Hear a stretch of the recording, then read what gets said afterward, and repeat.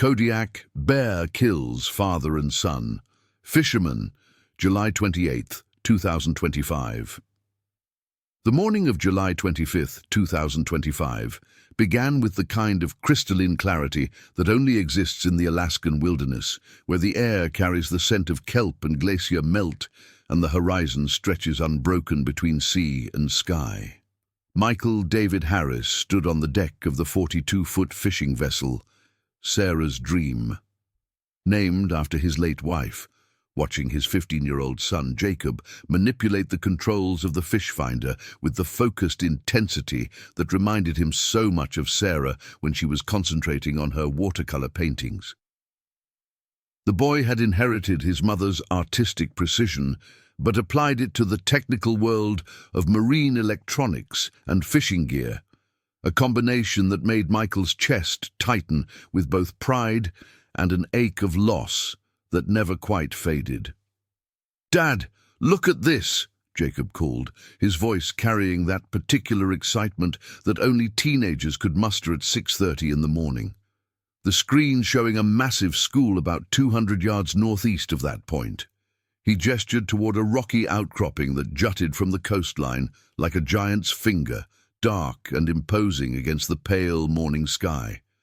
The Kodiak Island coastline stretched before them in an endless series of inlets, bays and fjords, each one a potential fishing ground, each one also potential territory for the massive brown bears that had made this island famous or infamous, depending on your perspective. Michael moved to stand behind his son, placing a weathered hand on Jacob's shoulder as he studied the fish finder's display. The green and yellow blips indicated a substantial salmon run, exactly what they'd hoped to find during this 3-day fishing expedition. It was their annual father-son trip, a tradition that had started when Jacob was 8, though this year carried additional weight, as it would likely be one of their last before Jacob graduated high school and headed off to the University of Alaska Anchorage to study marine biology. The irony wasn't lost on Michael that his son planned to study the very ecosystem they were now navigating, the complex web of predators and prey that included the massive Kodiak brown bears that could weigh up to 1,500 pounds and stood 10 feet tall on their hind legs. "That's a good find, son," Michael said, his voice carrying the approval that Jacob had learned to treasure. Michael Harris had spent 27 years as a commercial fisherman before transitioning to work as a marine safety inspector for the Alaska Department of Fish and Game, a job that provided more stability and allowed him to be home more often after Sarah's death from cancer 3 years earlier. His knowledge of these waters was encyclopedic, accumulated through decades of reading currents, weather patterns, and fish behavior. More importantly for their current situation, he also knew the patterns of the apex predators that shared these waters and coastlines. The Sarah's Dream cut through the relatively calm waters of Old Harbor Bay with the steady confidence of a vessel that had been meticulously maintained. Michael had purchased the boat 12 years earlier from a retiring fisherman named Dmitry Volkov, a Russian immigrant who had spent 40 years working these waters and had filled Michael's head with stories of close encounters with bears, including one particularly harrowing tale about a sow with cubs who had charged his boat when Dmitry was cleaning fish too close to shore. "The bears, they remember everything," Dmitry had warned in his thick accent. "You clean fish in same spot too many times, they start to expect you. They start to wait." As they approached the coordinates Jacob had identified, Michael began the familiar routine of checking their gear. Their tackle boxes contained an array of lures and tackle specifically chosen for Kodiak salmon fishing, silver spinners that mimicked herring, red and white spoons that attracted the attention of spawning salmon, and various sizes of hooks and sinkers. But it was their nets that would prove most effective. commercial-grade gill nets that Jacob had helped his father repair during the long winter evenings, sitting in their garage in Anchorage while snow piled against the windows, and Jacob asked endless questions about fish behavior, ocean currents, and the complex ecosystem of the North Pacific. The morning's fishing exceeded their most optimistic expectations. By 10:30, they had landed 17 silver salmon, each one between 8 and 12 pounds. Their scales gleaming in the strengthening sunlight like polished metal. Jacob handled each fish with the careful respect his father had taught him, understanding that each salmon represented not just dinner or potential income, but the end point of an incredible journey that had taken the fish thousands of miles through the ocean before returning to spawn in Alaska's rivers and streams. "We should head to shore and start cleaning these," Michael said, studying the sky where high cirrus clouds had begun to streak across the blue expanse. His weather eye, honed by decades on the water, detected the subtle signs of an approaching front. "Weather might turn this afternoon, and I'd rather have these cleaned and iced before we need to run for shelter." Jacob nodded, already beginning to secure the fishing gear with the practiced efficiency his father had drilled into him. Every line was coiled properly, every hook checked and stored, every piece of equipment returned to its designated place. Sarah used to joke that Michael ran his boat like a military operation, but Jacob had learned to appreciate the logic behind his father's methodical approach. In the wilderness, small mistakes could cascade into large problems, and large problems could become life-threatening situations with surprising speed. They selected a small cove, approximately a quarter-mile northeast of their fishing spot, a protected inlet that Michael had used several times over the years for cleaning fish and taking shore breaks. The beach was composed of small stones and coarse sand, backed by a thick growth of alder and spruce that provided shelter from wind. A small freshwater stream emptied into the cove, creating the perfect environment for cleaning fish while having access to clean water for washing away blood and scales. What Michael didn't know, what he couldn't have known, was that this particular cove had been frequented by a massive male Kodiak bear for the past 6 weeks. The bear, later estimated by wildlife biologists to weigh approximately 1,300 pounds and stand 9 feet 4 inches on his hind legs, had established this cove as part of his regular territory during the salmon spawning season. Bears of this size and age, the animal was estimated to be between 12 and 15 years old, had learned to associate human fishing activity with easy meals. The scent of cleaned fish, the sound of gutting and filleting, the disposal of fish waste into the water. All of these had become signals that meant food was available with minimal effort. As Michael guided the Sarah's Dream into the shallow water of the cove, Jacob prepared the anchor and fenders that would allow them to beach the boat safely. The process was routine, performed hundreds of times over the years, but Michael never allowed routine to breed complacency. He studied the shoreline carefully, looking for any signs of wildlife activity, tracks in the sand, disturbed vegetation, or the telltale signs of digging that might indicate bear presence. The beach appeared clean and undisturbed, though he noticed several large ravens perched in the trees, their black eyes watching the boat's approach with the patient interest that carrion birds showed when they expected a meal. They pulled the boat's bow onto the beach, using a technique Jacob had mastered years earlier, timing their effort to coincide with an incoming wave that helped carry the vessel's weight.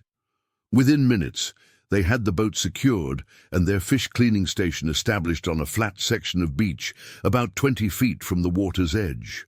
Michael had brought a portable folding table that provided a clean surface for filleting, while Jacob arranged their knives, cutting boards and coolers with the systematic approach his father had taught him. The first fish took Michael approximately 8 minutes to clean completely, his knife work efficient and precise as he removed the head, gutted the body cavity, and separated the fillets from the backbone. Jacob watched intently, still learning the subtle techniques that separated amateur fish cleaning from professional level work. The fish entrails and waste went into a bucket that would be dumped into deep water when they returned to the boat, following the leave-no-trace principles that Michael insisted upon in bear country.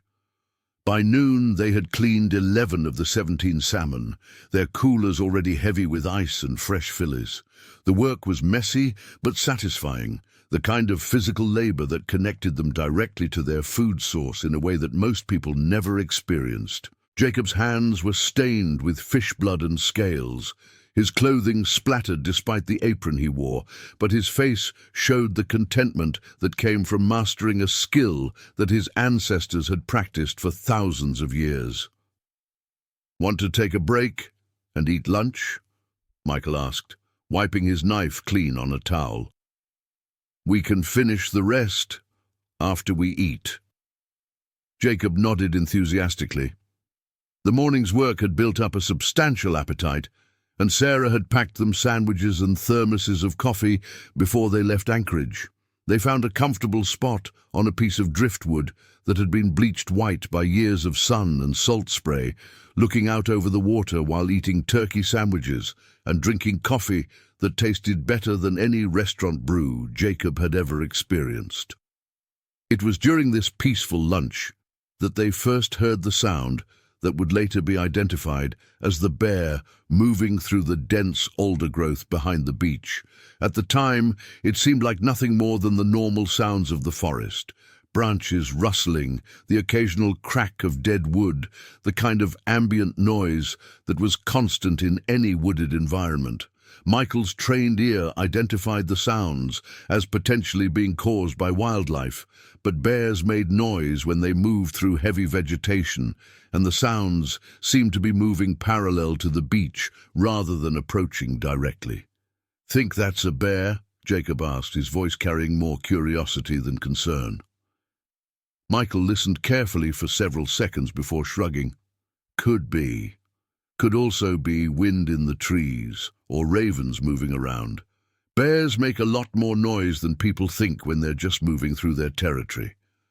He gestured toward the tree line. "The important thing is that we're aware of our surroundings and we don't do anything to attract unwanted attention." The conversation turned to Jacob's upcoming senior year of high school and his plans for college.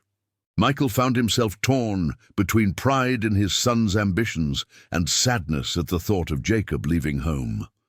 The boy had become his closest companion in the years since Sarah's death, filling the house with energy and conversation that kept the loneliness at bay.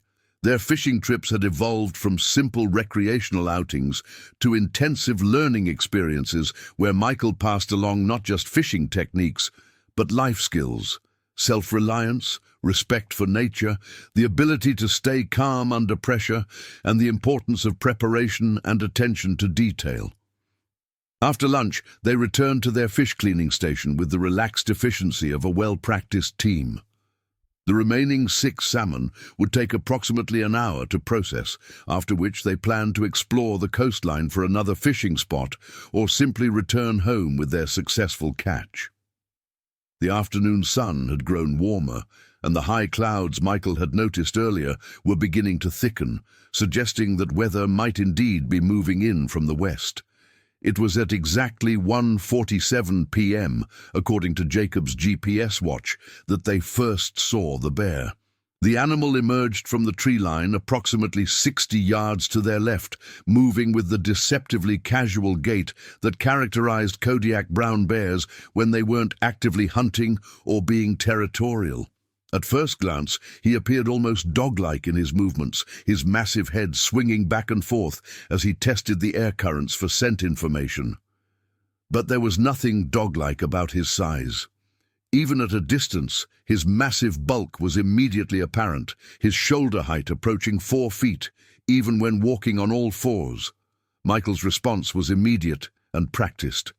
"Jacob, stop what you're doing and step away from the fish," he said quietly, his voice carrying the calm authority that came from years of marine safety training. "Don't make any sudden movements. Don't run, And don't make eye contact with the bear."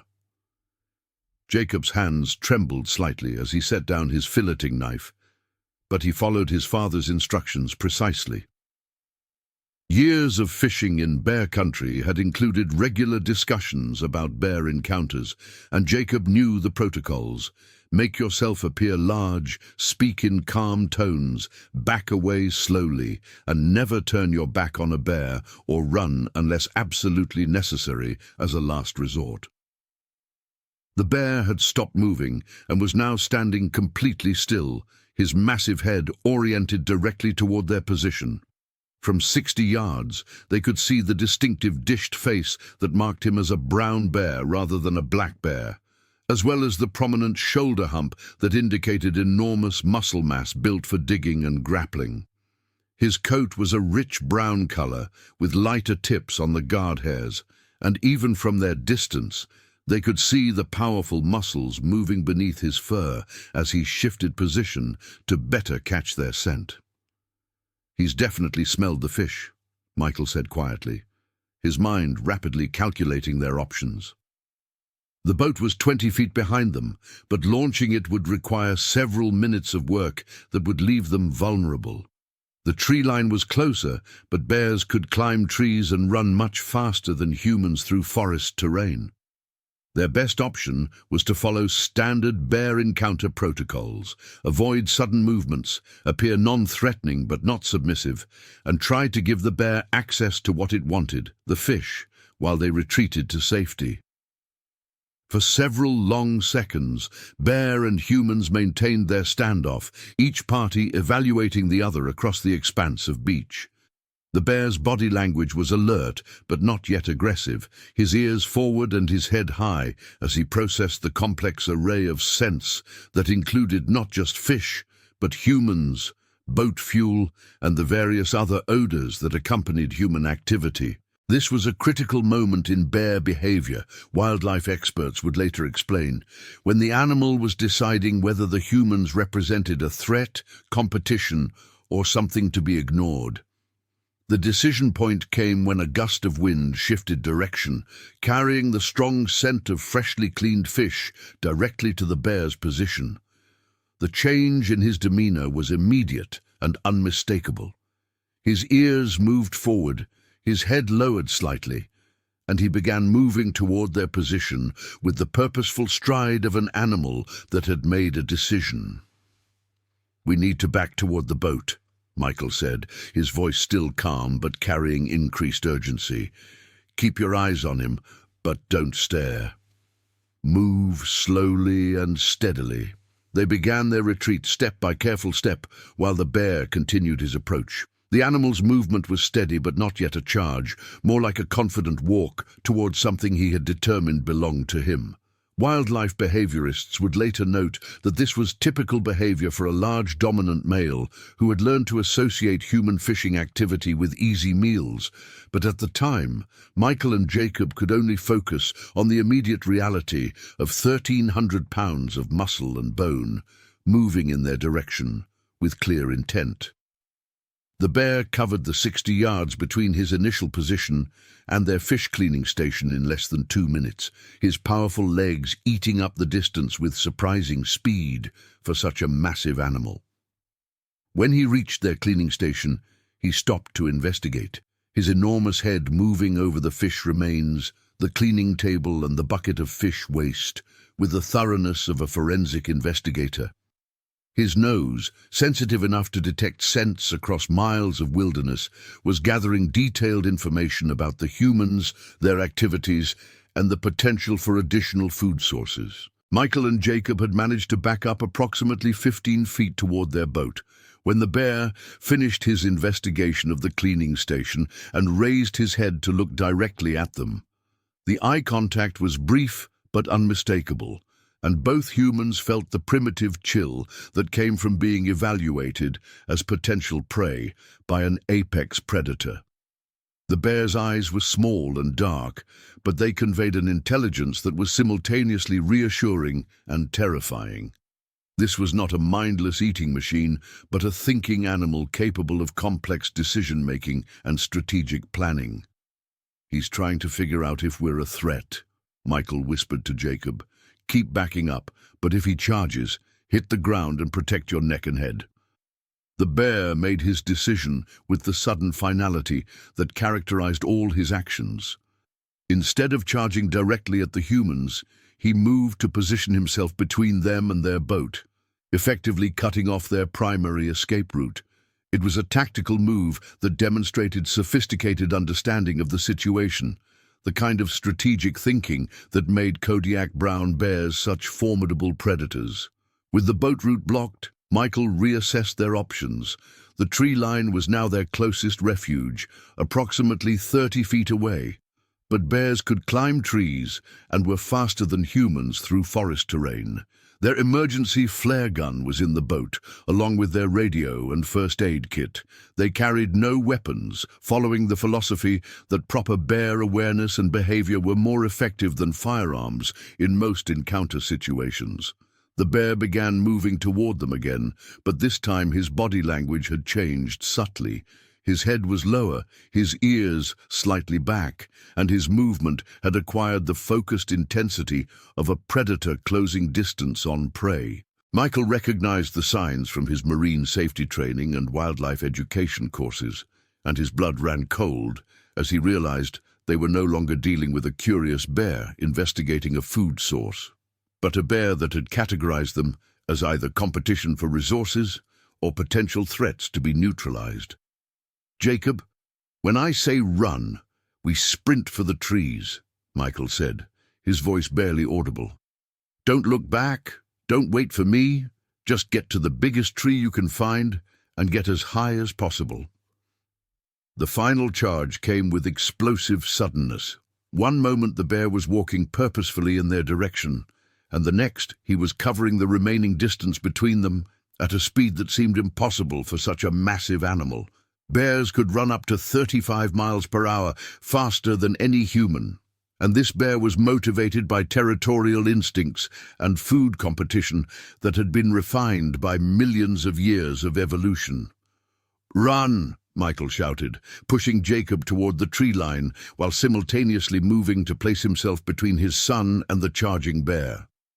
The next few seconds stretched into an eternity of pure terror and desperate action.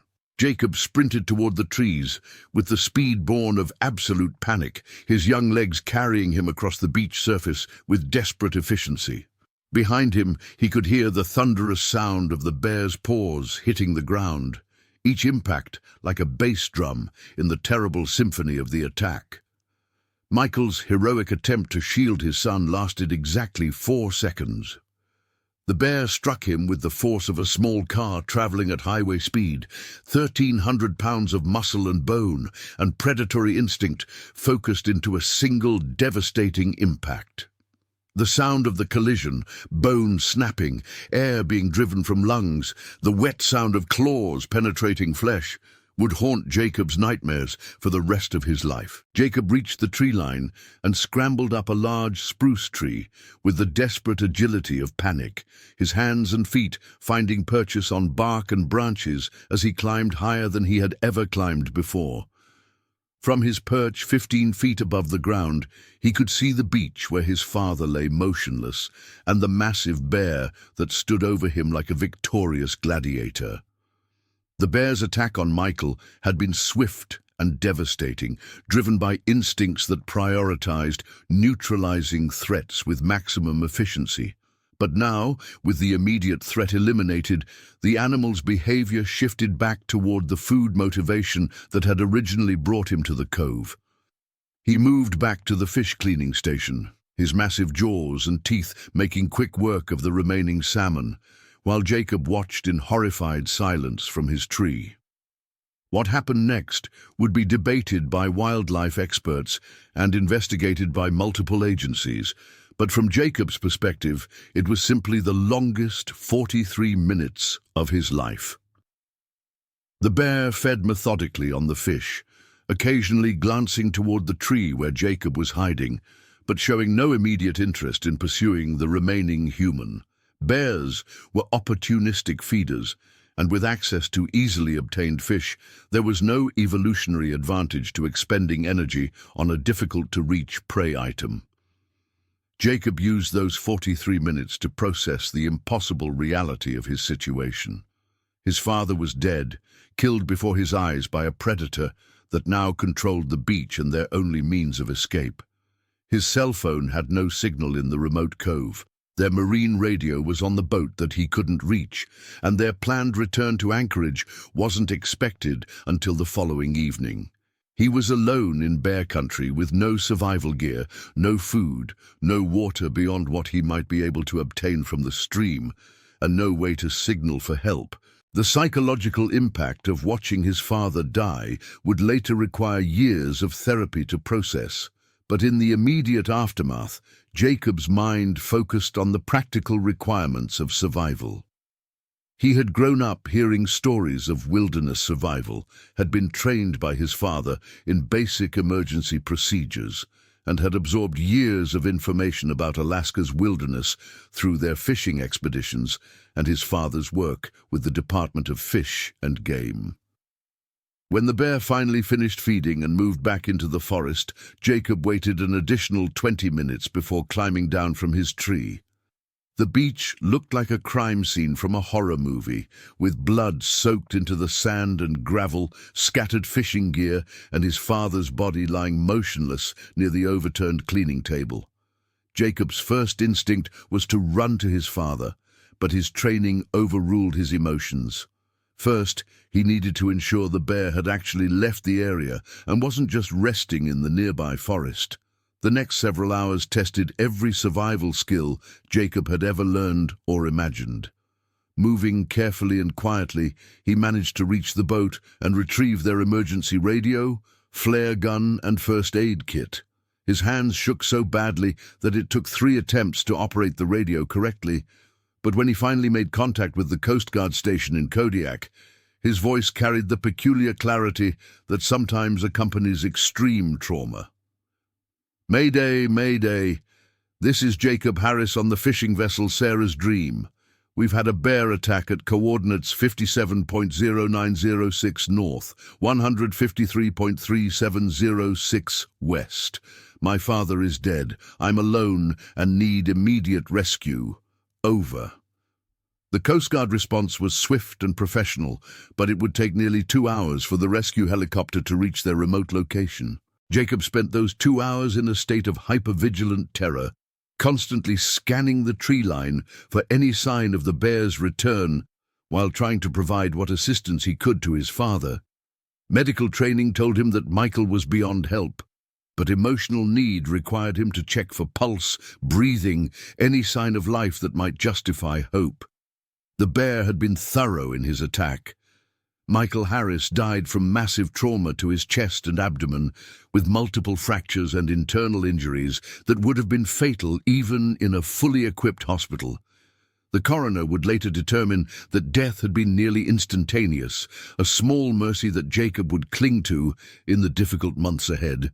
When the Coast Guard helicopter finally appeared over the cove, Jacob felt a mixture of relief and guilt that would characterize his emotional state for years to come. Relief at being rescued, guilt at surviving when his father had not, and an overwhelming sense that the world had fundamentally changed in ways that he couldn't yet comprehend. The rescue operation involved multiple agencies and required careful coordination due to the continued presence of the bear in the area. Wildlife officials later confirmed that the same male bear had been involved in several other close encounters with humans over the past month, but none had resulted in fatalities until the incident with the Harris family. The investigation that followed would examine every aspect of the attack: weather conditions, bear behavior patterns, human actions that might have contributed to the encounter, and the effectiveness of current safety protocols for fishing in bear country. But for Jacob Harris, clinging to a rescue harness as the helicopter lifted him away from the cove where his father died, such analysis was irrelevant. His life had been divided into before and after, with July 28, 2025, marking the boundary between his childhood and whatever came next. The story of the Kodiak bear attack that killed Michael Harris and traumatized his 15-year-old son Jacob would eventually become a case study in wildlife management, emergency response procedures, and the psychological impact of wilderness trauma. But before it became a case study, it was a family tragedy that rippled through the small community of Alaskan fishing families and marked the end of innocence for a teenage boy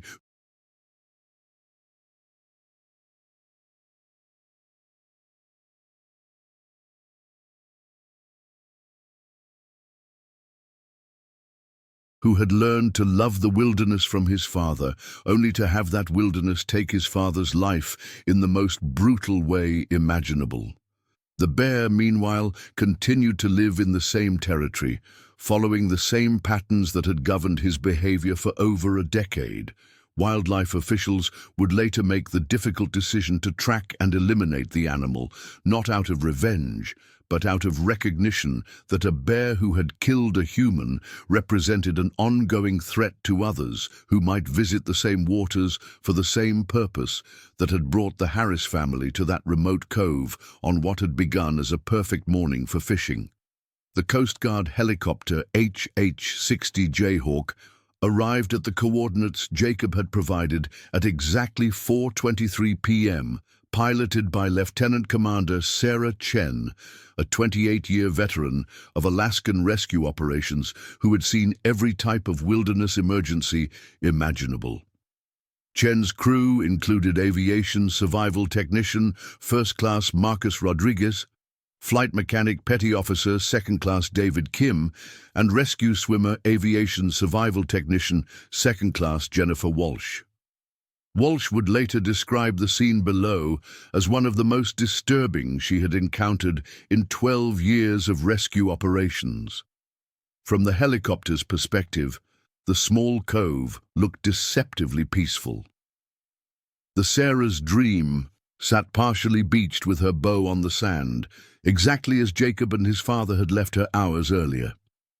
Fishing gear was scattered across the beach, some of it clearly disturbed by the bear's feeding activity, but it was the dark stains on the sand and the motionless figure lying near the overturned cleaning table that told the real story of what had transpired. "I can see one adult down, no movement," Chen reported to the Coast Guard Operations Center in Kodiak. "One juvenile waving from near the tree line. Be advised this is confirmed bear country, and the animal may still be in the area, requesting immediate coordination with fish and wildlife for area security." The rescue operation required careful coordination between multiple agencies. Alaska Department of Fish and Game. Wildlife Trooper Captain Robert Bob Sterling was already en route by boat with a team that included wildlife biologist Dr. Patricia Yamamoto and bear specialist ranger Timothy Tim Kowalski. Sterling had been investigating reports of aggressive bear behavior in the Old Harbor area for the past 6 weeks, following 3 separate incidents involving property damage and one previous close encounter with humans that had resulted in no injuries but significant concern among local fishing guides. Dr. Yamamoto, who held a PhD in wildlife biology from the University of Alaska Fairbanks and had spent 15 years studying Kodiak brown bear behavior, understood immediately that this attack represented a significant escalation in the pattern she and her colleagues had been tracking. The bear involved, designated as bear number 347 in their research database, had been fitted with a GPS collar 2 years earlier as part of a long-term study of brown bear movement patterns and habitat use around Old Harbor. "This is the same male we've been monitoring, Doctor," Yamamoto reported to Sterling as their boat approached the cove. "GPS data shows he's been frequenting this specific area for the past 43 days. Previous tracking indicates he's approximately 13 to 15 years old, weighs between 12 and 1,400 pounds, and has demonstrated increasingly bold behavior around human food sources. The coordination between air and water rescue units required precise timing and communication. The helicopter crew needed to extract Jacob quickly, but the ground team needed time to arrive and secure the area before the helicopter departed, leaving the scene unprotected. Wildlife protocol demanded that the bear be located and assessed before any personnel worked on the ground, but the urgency of Jacob's psychological state argued for immediate extraction. Lieutenant Commander Chen made the decision to proceed with immediate rescue while maintaining constant communication with the approaching boat team. "We're going to extract the survivor now," she radioed. "Be advised, the victim appears to be deceased, but we cannot confirm without ground assessment. Area will remain unsecured for wildlife until your arrival." Jennifer Walsh, the rescue swimmer, was lowered to the beach via cable, while the helicopter maintained a hover approximately 50 feet above the sand. Walsh had been briefed during the flight about bear encounter protocols, but actually being on the ground in active bear habitat while a known bear was present, aggressive animal was somewhere in the area, created a level of tension she had rarely experienced. Her primary mission was to reach Jacob quickly, assess his condition, and prepare him for extraction, but her peripheral awareness remained focused on the tree line where 1,300 pounds of predator might emerge at any moment. Jacob's condition when Walsh reached him was consistent with severe psychological trauma combined with physical exhaustion and dehydration. He had been in survival mode for over 4 hours, maintaining hypervigilant awareness while dealing with the immediate shock of watching his father killed. His speech was rapid and sometimes disjointed, his hands shook uncontrollably, and his eyes showed the 1,000-yard stare that rescue workers recognized as acute stress reaction. "My name is Jennifer. I'm with the Coast Guard, and we're going to get you out of here," Walsh told Jacob, using the calm, authoritative tone that was designed to penetrate trauma-induced confusion. "Can you tell me if you're injured anywhere? Are you hurt?" Jacob's response came in fragments that Walsh would later transcribe for the official incident report. "The bear came out of the trees. Dad tried to protect me. I couldn't help him. Is he really dead? I should have done something. The radio took 3 tries to work. I've been watching for the bear to come back." The extraction process required 12 minutes from the time Walsh reached Jacob until both were safely aboard the helicopter. During those 12 minutes, Walsh conducted a rapid medical assessment, determined that Jacob had no immediate physical injuries requiring trauma care, and prepared him psychologically for the sight of his father's body as they were lifted away from the beach. The psychological preparation was crucial, as helicopter evacuation from trauma scenes often provided survivors with an aerial perspective of the incident that could intensify traumatic memories. "Jacob, when we lift off, you're going to see the beach from above," Walsh explained as she secured him in the helicopter's rescue harness. "You might see your father, and you might see the area where the attack happened. I want you to focus on my voice and remember that you're safe now. The bear can't reach you. You did everything right to survive, and we're taking you to people who can help." The flight from the remote cove to the Alaska Regional Hospital in Anchorage required 47 minutes, during which Jacob alternated between periods of coherent conversation and episodes of dissociative silence. Walsh, who had received specialized training in wilderness trauma psychology, recognized the symptoms of acute stress disorder and began the process of psychological first aid that would be crucial to Jacob's long-term recovery. During the flight, Jacob provided additional details about the attack that would later prove crucial to the investigation. The bear had approached from the northeast, had spent several minutes investigating their fish cleaning station before focusing on the humans, and had demonstrated tactical thinking by positioning himself between the humans and their boat. Jacob's observation that the bear seemed familiar with human fishing activities suggested previous positive reinforcement from similar encounters. Dr. Elena Rodriguez, the emergency department physician who received Jacob at Alaska Regional Hospital, had seen wilderness trauma cases throughout her 15-year career. But the combination of physical survival stress and psychological trauma from witnessing a parent's violent death presented complex treatment challenges. Jacob's vital signs indicated severe dehydration, exhaustion, and the physiological effects of prolonged adrenaline exposure, but his psychological state required equally immediate attention. "Jacob, my name is Dr. Rodriguez, and I want you to know that you're completely safe now," she told him as the emergency team began their assessment. "We're going to take care of you, and we're going to make sure you get all the help you need. Can you tell me if you feel pain anywhere in your body?" The medical examination revealed multiple minor injuries consistent with Jacob's desperate climb up the spruce tree and his hours of stress-induced hypervigilance. His hands showed scratches and embedded bark fragments from tree climbing. His clothing was torn in several places, and he had sustained minor cuts on his arms and legs from branches and rough bark. More concerning were the physical symptoms of trauma: elevated heart rate, dilated pupils, trembling hands, and the shallow, rapid breathing pattern associated with panic disorders. Dr. Rodriguez's treatment plan addressed both immediate physical needs and the beginning stages of psychological trauma care. Jacob required 4 fluids for dehydration, mild sedation to reduce anxiety without suppressing his ability to provide information to investigators, and careful monitoring for delayed onset symptoms that sometimes appeared hours or days after traumatic events.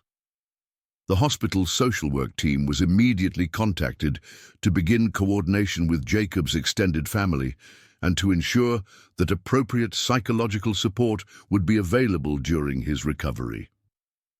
The investigation into Michael Harris's death began before his body was recovered from the remote cove. Alaska State Troopers, Detective Sergeant Amanda Foster, who specialized in wilderness fatalities and had investigated 17 bear-related deaths during her career, was assigned as primary investigator. Foster's experience had taught her that bear attack investigations required collaboration between law enforcement, wildlife specialists, and medical professionals to reconstruct events accurately and determine whether human error, animal behavior, or environmental factors had contributed to the tragedy. Detective Foster's first interview with Jacob took place at the hospital 6 hours after his rescue, with Dr. Rodriguez present to monitor his psychological state and intervene if the questioning became too stressful. The interview was recorded with Jacob's consent and would later become a key piece of evidence in understanding the sequence of events that led to the attack. "Jacob, I know this is difficult, but I need to ask you some questions about what happened today," Foster explained. "The information you provide will help us understand why this attack occurred and might help prevent similar incidents in the future. Can you start by telling me about the morning before you saw the bear?"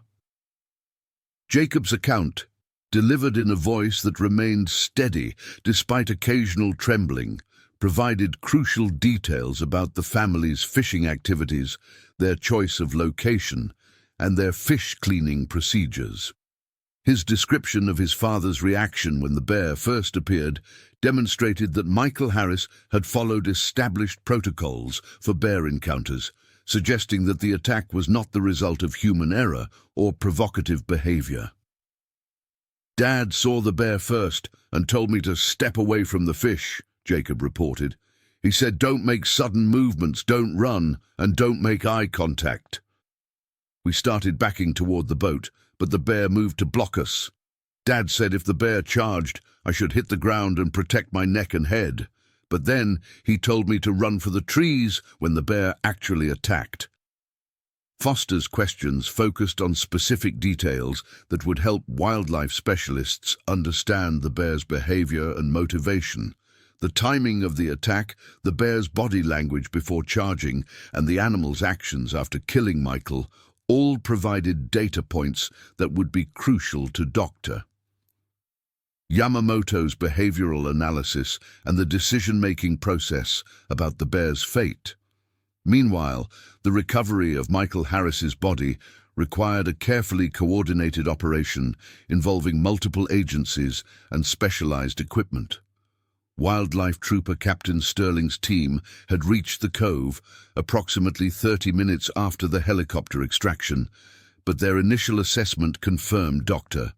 Yamamoto's concern that bear number 347 remained in the immediate area.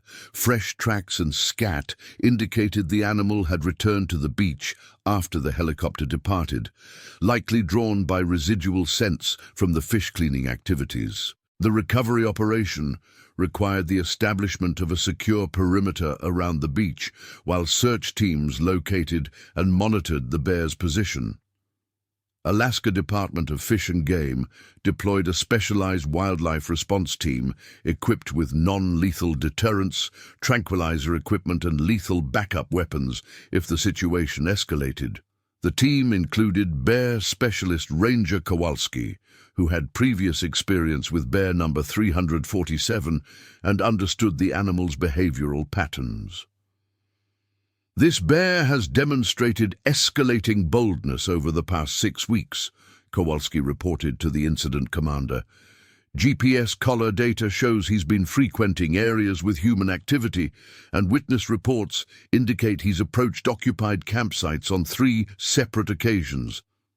The attack on Mr. Harris represents a significant behavioral threshold that suggests continued human contact will likely result in additional aggressive encounters. The decision to authorize lethal action against bear number 347 was made by Alaska Department of Fish and Game Director Margaret Thompson after consultation with wildlife behaviorists, public safety officials, and bear management specialists. The decision was based on established protocols that considered the bear's demonstrated willingness to attack humans, his continued presence in areas frequented by fishermen and tourists, and the assessment that relocation would likely be unsuccessful given the animal's size, age, and established behavioral patterns. Bear number 347 was located and eliminated by the Wildlife Response Team at 11:43 p.m. on July 28th, approximately 30 hours after the attack. The animal was found less than 200 yards from the cove where he had killed Michael Harris, in a daybed that showed signs of regular use over several weeks. Post-mortem examination revealed that the bear was in excellent physical condition, weighed exactly 1,347 pounds, and showed no signs of disease, injury, or other factors that might have contributed to abnormal behavior. Dr. Yamamoto's behavioral analysis concluded that bear number 347's attack on the Harris family was consistent with learned behavior patterns rather than random aggression or defensive reaction. This bear had developed a strong association between human fishing activity and easily obtained food, she reported in her official findings. The pattern of approaching humans at fish cleaning sites, the tactical positioning to block escape routes, and the focused nature of the attack all suggest deliberate predatory behavior rather than defensive or territorial response. The recovery of Michael Harris's body required extensive documentation and forensic photography before transport to the State Medical Examiner's office in Anchorage. The scene showed clear evidence of the bear's feeding behavior, with fish remains scattered across the beach and obvious signs of the animal's investigation of human equipment and supplies.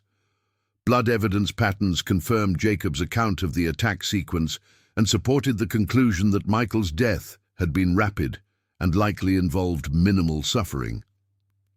State Medical Examiner Dr. James Patterson's autopsy report, completed 3 days after the attack, determined that Michael Harris died from massive blunt force trauma to the chest and abdomen, consistent with large animal attack. The specific injuries included multiple rib fractures, punctured lungs, severe liver laceration, and internal bleeding that would have caused death within 2 to 3 minutes of the initial impact.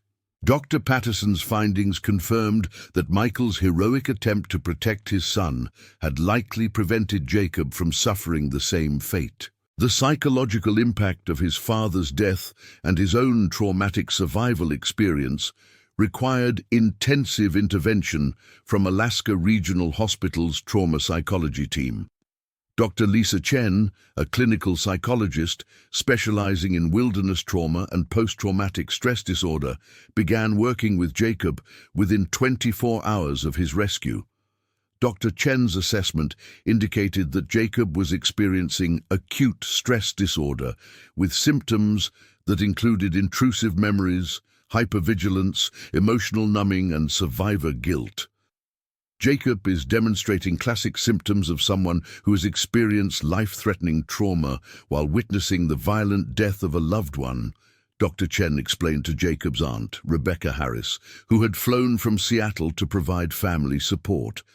The combination of survival stress and grief trauma will require long-term treatment, but his age and previous emotional stability are positive factors for recovery.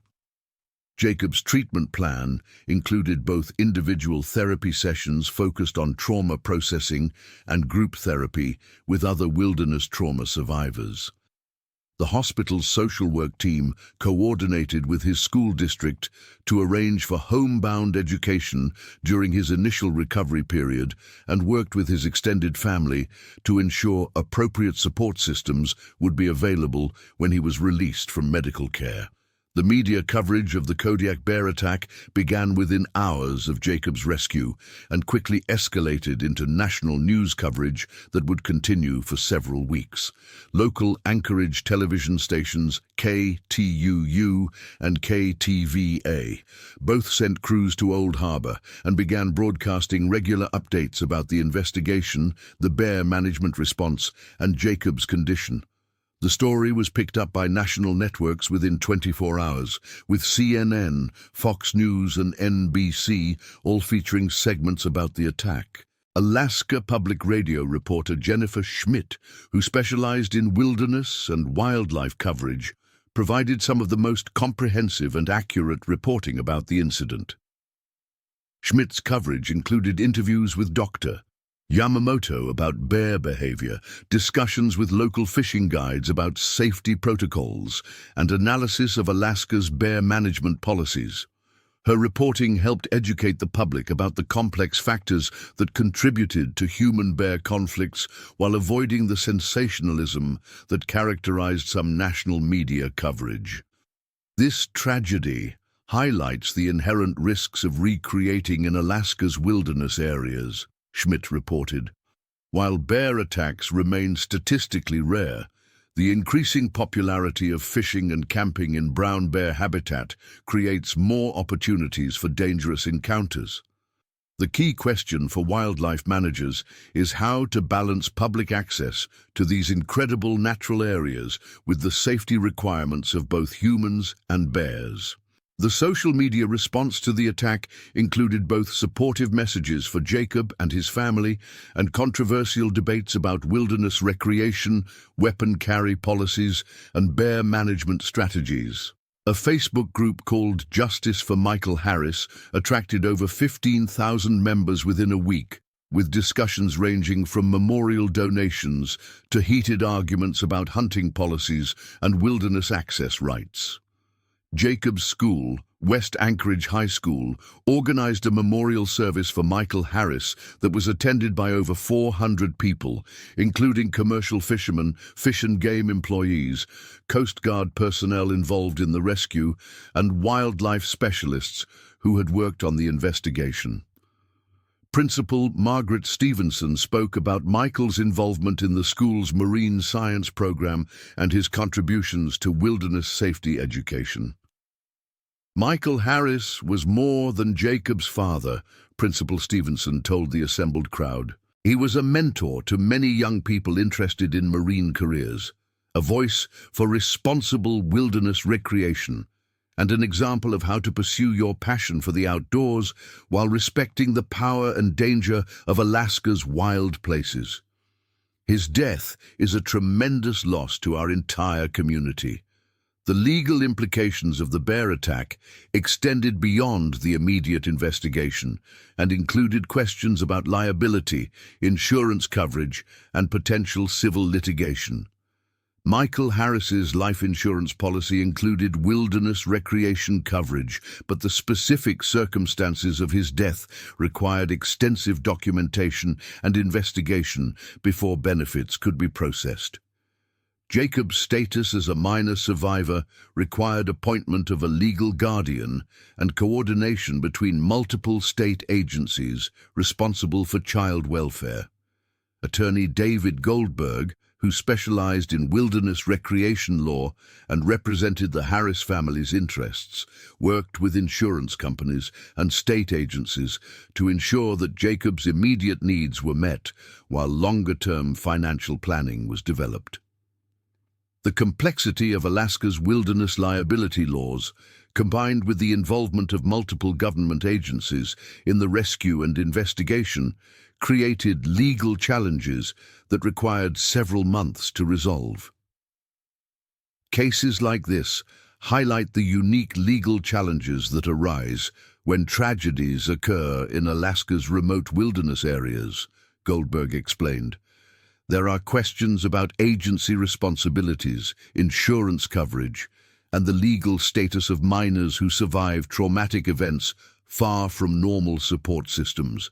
Our priority is ensuring that Jacob has the resources he needs for recovery and education while preserving his legal rights for the future. The investigation's final report, released 6 weeks after the attack, concluded that the incident was an unavoidable tragedy resulting from the inherent risks of recreational fishing in brown bear habitat. The report included 23 recommendations for improving wilderness safety education, enhancing emergency response capabilities in remote areas, and modifying bear management protocols to address increasingly bold behavior among Kodiak's brown bear population. Alaska Department of Fish and Game implemented several policy changes in response to the investigation's findings. These included enhanced GPS tracking of known problem bears, improved coordination between wildlife management and tourism industry, mandatory safety briefings for guided fishing operations in bear country, and increased funding for emergency communication infrastructure in remote areas popular with recreational fishermen.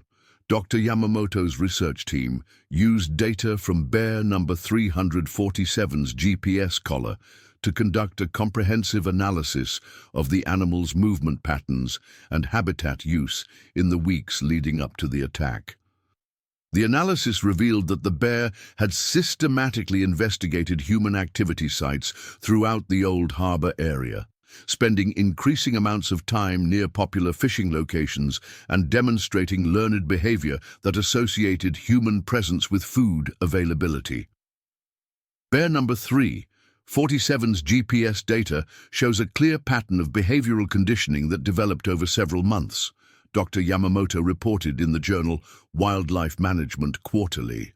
The bear learned to associate human fishing activity with easily obtained food rewards, and his movement patterns show he was actively seeking out these encounters rather than simply responding to chance meetings with humans. The research findings contributed to a broader understanding of how Alaska's brown bear population was adapting to increased human recreation pressure. Dr. Yamamoto's team identified 12 other bears in the Old Harbor area that showed similar behavioral patterns, leading to enhanced monitoring and proactive management efforts designed to prevent additional conflicts. Jacob's recovery process extended far beyond his initial hospitalization and required ongoing support from mental health professionals, family members, and specialized trauma recovery programs. 3 months after the attack, he was able to return to school part-time, though he continued to experience symptoms that interfered with concentration, sleep, and social interaction. His treatment included specialized therapy techniques designed to help trauma survivors process intrusive memories and develop coping strategies for anxiety and hypervigilance. Dr. Chen's treatment approach combined traditional talk therapy with exposure therapy designed to help Jacob gradually overcome his fear of wilderness environments. The process was complicated by the fact that Jacob's trauma was specifically associated with an activity, fishing, that had previously been a source of joy and connection with his father. The therapeutic challenge was helping Jacob separate his positive memories of fishing with his father from the traumatic memory of his father's death.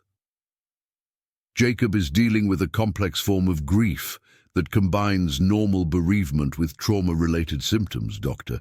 Chen explained in a progress report 6 months after the attack. He's lost not only his father, but also his sense of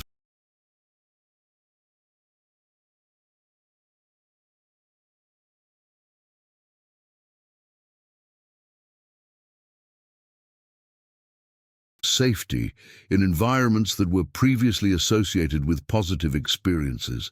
Recovery involves helping him rebuild both his emotional stability and his relationship with the natural world that was so important to his family. The anniversary of Michael Harris's death brought renewed media attention and prompted Alaska's legislature to consider new funding for wilderness safety programs. State Representative Maria Gonzalez introduced legislation that would require enhanced bear safety education for all fishing license holders and provide funding for emergency communication infrastructure in remote recreation areas. Michael Harris died doing something he loved in a place that he understood to be dangerous, Representative Gonzalez stated during legislative hearings. We can't eliminate the risks inherent in Alaska's wilderness recreation, but we can do more to ensure that people are properly educated about those risks, and that help is available when tragedies occur. Jacob's decision to testify in favor of the wilderness safety legislation marked an important milestone in his recovery process. Speaking to the legislative committee required him to discuss the attack publicly for the first time since his initial interviews with investigators, a step that Dr. Chen had identified as crucial to his long-term healing. My father taught me to respect the wilderness and understand its dangers, Jacob told the assembled legislators. He died because a bear had learned to see humans as a source of food, not because he made mistakes or took unnecessary risks. If this legislation helps prevent other families from experiencing what we went through, then maybe something positive can come from this tragedy. The legislative hearings also featured testimony from Coast Guard personnel involved in Jacob's rescue, wildlife specialists who had studied bear number 347, and other wilderness trauma survivors who supported enhanced safety programs. The legislation ultimately passed with bipartisan support and was signed into law by Governor Patricia Williams 11 months after the attack. Jacob's decision to pursue marine biology at the University of Alaska Anchorage, despite his traumatic experience, surprised many people who expected him to avoid careers connected to wilderness environments. His acceptance letter arrived exactly 13 months after his father's death, and Jacob's decision to accept the admission represented another significant step in his recovery process. People keep asking if I'm sure about studying marine biology after what happened, Jacob wrote in a college essay about overcoming adversity. The truth is that I'm studying marine biology because of what happened, not in spite of it. My father taught me that the wilderness is dangerous, but also beautiful and important. His death doesn't change the value of understanding and protecting these environments. It reinforces how important that work is. Dr. Chen's final assessment of Jacob's recovery, completed 2 years after the attack, indicated that while he continued to experience some symptoms of post-traumatic stress, he had developed effective coping strategies and had successfully integrated his traumatic experience into a coherent life narrative. His decision to pursue education and career goals related to wildlife biology demonstrated remarkable resilience and suggested a positive long-term prognosis. The Kodiak bear attack that killed Michael Harris and traumatized his son Jacob became more than a tragedy for one family. It became a catalyst for improved wilderness safety education, enhanced emergency response capabilities, and better understanding of human-wildlife conflict in Alaska's remote areas. The investigation's findings contributed to scientific knowledge about brown bear behavior, while Jacob's recovery demonstrated the resilience of the human spirit in the face of unimaginable trauma. 5 years after the attack, Jacob Harris graduated from the University of Alaska Anchorage with a degree in marine biology and accepted a position with the Alaska Department of Fish and Game, working on the same wildlife management issues that had been part of his father's career. His first assignment involved studying brown bear habitat use and human-wildlife conflict prevention in the same waters where his father had died. On the 5th anniversary of Michael Harris's death, Jacob returned to Old Harbor for the first time since the attack. He came not as a traumatized survivor, but as a wildlife biologist conducting research on bear behavior and ecosystem management. Standing on the beach where his father had taught him to clean fish, where they had shared their last conversation, and where everything had changed in a few terrible minutes, Jacob felt the complex mixture of grief, gratitude, and determination that had come to characterize his relationship with his father's memory. The cove looked exactly as it had 5 years earlier, with the same rocky outcropping, the same stream flowing into the bay, and the same dense forest that had hidden bear number 347 until that moment when he emerged to change 2 lives forever. But Jacob's perspective had been transformed by education, therapy, and the passage of time. He understood now that his father's death, while tragic and traumatic, was part of the complex relationship between humans and wilderness that had shaped Alaska for thousands of years. Jacob's research notebook contained detailed observations about fish cleaning sites, bear sign, and habitat characteristics that might predict human-wildlife conflict. His work would contribute to management strategies designed to prevent other families from experiencing the tragedy that had marked his transition from childhood to adulthood. It was not the career path he had imagined during those fishing trips with his father, but it was deeply connected to the values and love of the natural world that Michael Harris had instilled in his son. As the sun set over Old Harbor Bay, painting the water in shades of gold and crimson that reminded Jacob of countless evenings spent fishing with his father, he made a radio call to his research supervisor to report his findings. His voice was steady and professional as he described bear sign fishing activity and environmental conditions that might influence future human-wildlife encounters. But when he signed off and put away his equipment, Jacob Harris allowed himself a few minutes of silence to remember his father and acknowledge how far he had come from that terrified 15-year-old boy who had climbed a tree to escape a nightmare that would reshape his entire life. The story of the Kodiak bear attack that killed Michael Harris continues to serve as a reminder of both the beauty and danger inherent in Alaska's wilderness areas. For wildlife managers, it represents a case study in human-wildlife conflict and the complex behavioral factors that can lead to tragic encounters. For emergency responders, it demonstrates the importance of coordinated rescue operations and specialized training for wilderness trauma situations. For trauma psychologists, it illustrates both the devastating impact of witnessing violence and the remarkable capacity for human recovery and growth. But for Jacob Harris, now Dr. Jacob Harris, marine biologist and wilderness safety educator, it remains the defining moment that taught him about loss, resilience, and the complicated relationship between humans and the wild places that both threaten and sustain us. His father's death was a tragedy that could not be prevented or undone, But Jacob's response to that tragedy became a testament to the human capacity for healing, growth, and finding meaning in even the most difficult experiences. The wilderness that killed Michael Harris also shaped his son into a man capable of honoring his father's memory through work that might prevent other families from experiencing similar loss. In that transformation, the tragedy at Old Harbor became something more than an ending. It became a beginning of a different kind of life, dedicated to understanding and protecting the wild places that Michael Harris had loved enough to risk his life exploring with his son. The next stories. The Last Glacier.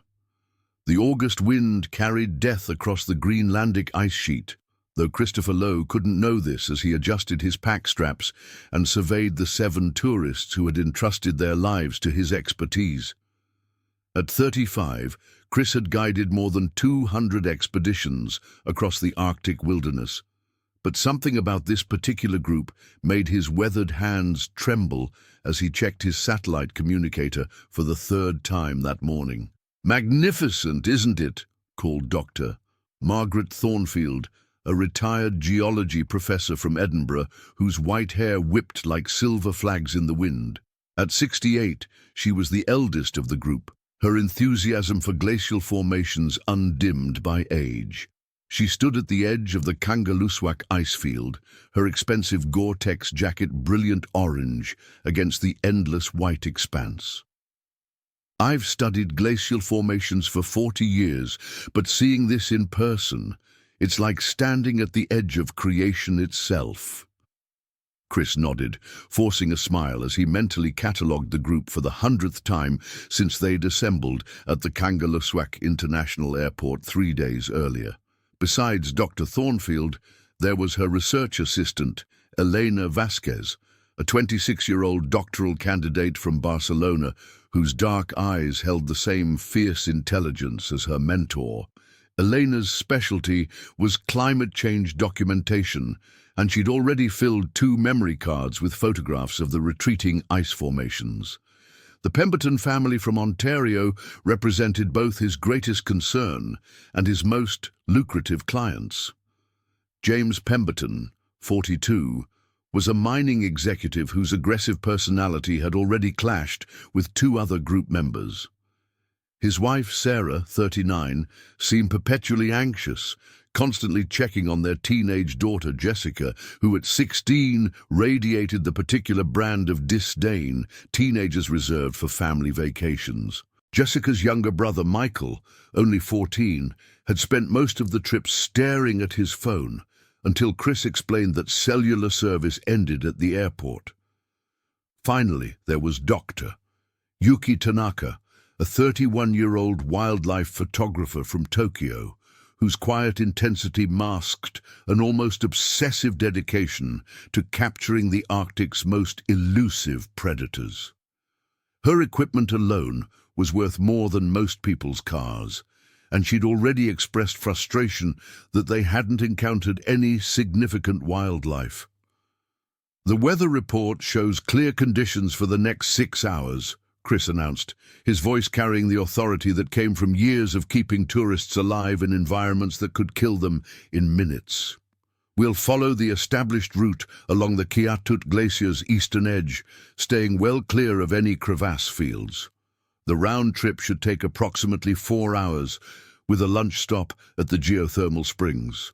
What Chris didn't mention was the unusual radio chatter he'd intercepted the night before from the Greenland Environmental Research Station. 3 separate reports of polar bear sightings, each closer to the tourist routes than any recorded in the past decade. The local Inuit guides had expressed concern about unusual ice movements and strange sounds echoing across the tundra at night. Chris had dismissed these as superstition, but now, standing under the vast Arctic sky, he found himself questioning that decision. The group began their trek at 8:47 a.m., according to Chris's GPS log. The temperature held steady at -12 Celsius, with winds gusting from the northeast at 15 kilometers per hour. Perfect conditions for glacier hiking, Chris assured himself. though he couldn't shake the feeling that they were being watched. Dr. Thornfield moved with surprising agility for her age, her decades of fieldwork evident in every sure step across the challenging terrain. "The ice here is approximately 3,000 years old," she explained to anyone within earshot, her breath forming white clouds that dissipated quickly in the dry air.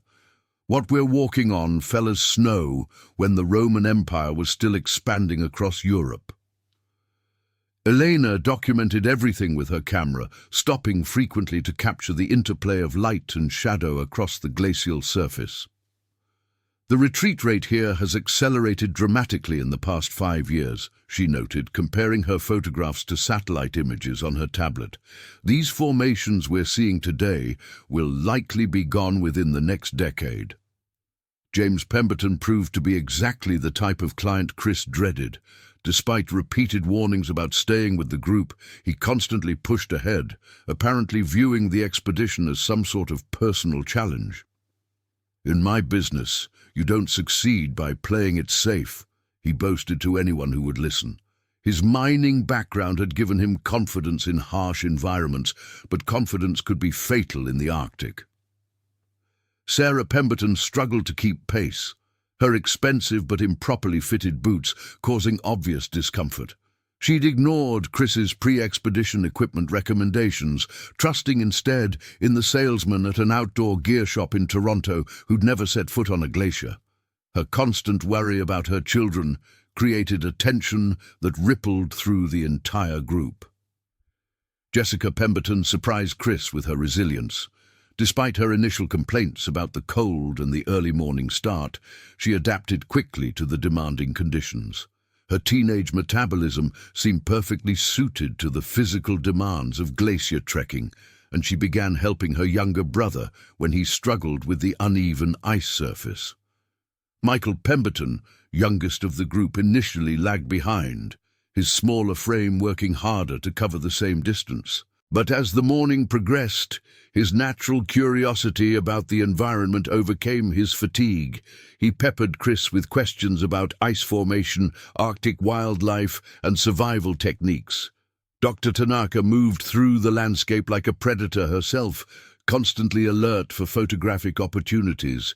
Her professional-grade telephoto lens swept across the horizon, searching for the polar bears that had drawn her to this remote corner of the world. She'd spent 3 previous expeditions in Svalbard without capturing a single bear photograph, and her determination bordered on obsession. By 10:15 a.m., they had covered nearly 3 kilometers across the glacier's surface. The ice beneath their feet groaned and shifted constantly, the massive formation responding to temperature changes and tidal forces from the distant ocean.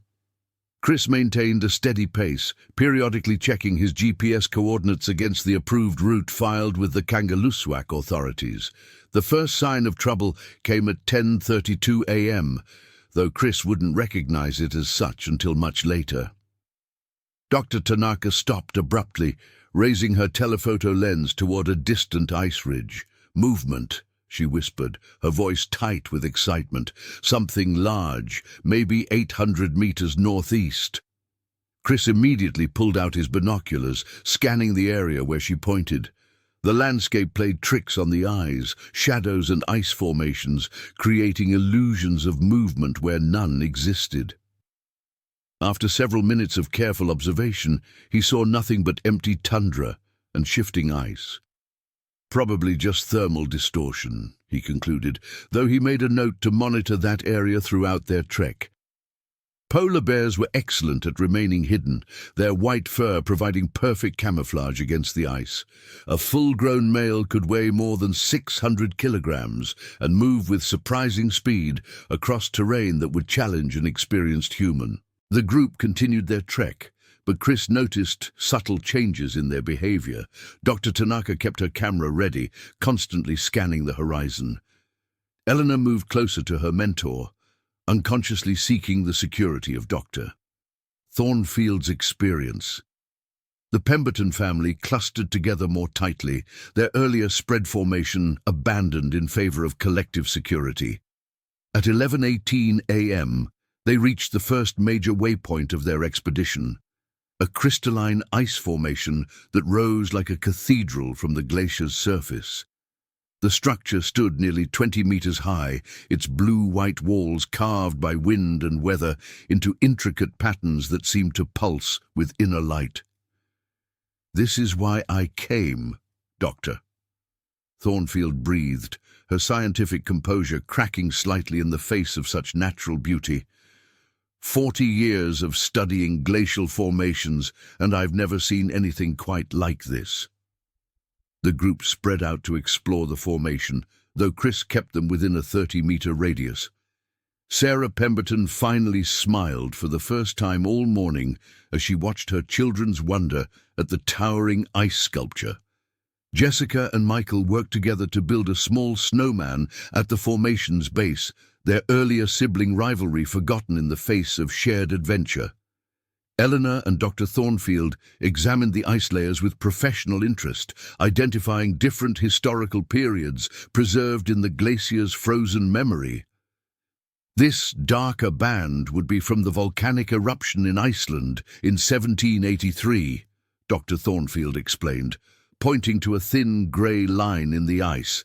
The ash settled on the snow and was incorporated into the glacier as it formed. James Pemberton grew restless during the scientific discussion, wandering further from the group despite Chris's repeated warnings. "There's nothing out here but ice and snow," he complained when Chris ordered him back within the safety perimeter. "What's the point of coming all this way just to stand in one spot?" The doctor. Tanaka used the stop to change camera lenses and check her equipment. Her weather-resistant cases contained nearly $30,000 worth of photographic gear, all selected for the specific challenges of Arctic wildlife photography. She dreamed of capturing polar bears in their natural habitat since beginning her career, and this expedition represented her best opportunity. At 11:45 a.m., Chris made the decision that would haunt him for the rest of his life. The weather remained perfect, the group was making good time, and their spirits were high. Instead of taking the standard route back to base camp, he decided to extend their trek to include the geothermal springs he'd mentioned earlier. The springs would add only 40 minutes to their journey and would provide a unique experience for his clients. "We're going to take a slight detour," he announced, consulting his GPS to confirm the coordinates. "There's a series of natural hot springs about 2 kilometers from here. In this environment, they create a remarkable microclimate that supports plant life you won't find anywhere else in Greenland." The group responded enthusiastically to the news. Dr. Thornfield was particularly excited about the opportunity to observe the unique ecosystem that survived around geothermal features in the Arctic. Elena immediately began planning her photographic documentation of the springs. Even Jessica and Michael perked up at the prospect of seeing something beyond endless ice and snow. The route to the springs led across a more challenging section of the glacier. Ice pressure ridges created a maze of walls and valleys that required careful navigation. Chris had traversed this area twice before, but never with clients.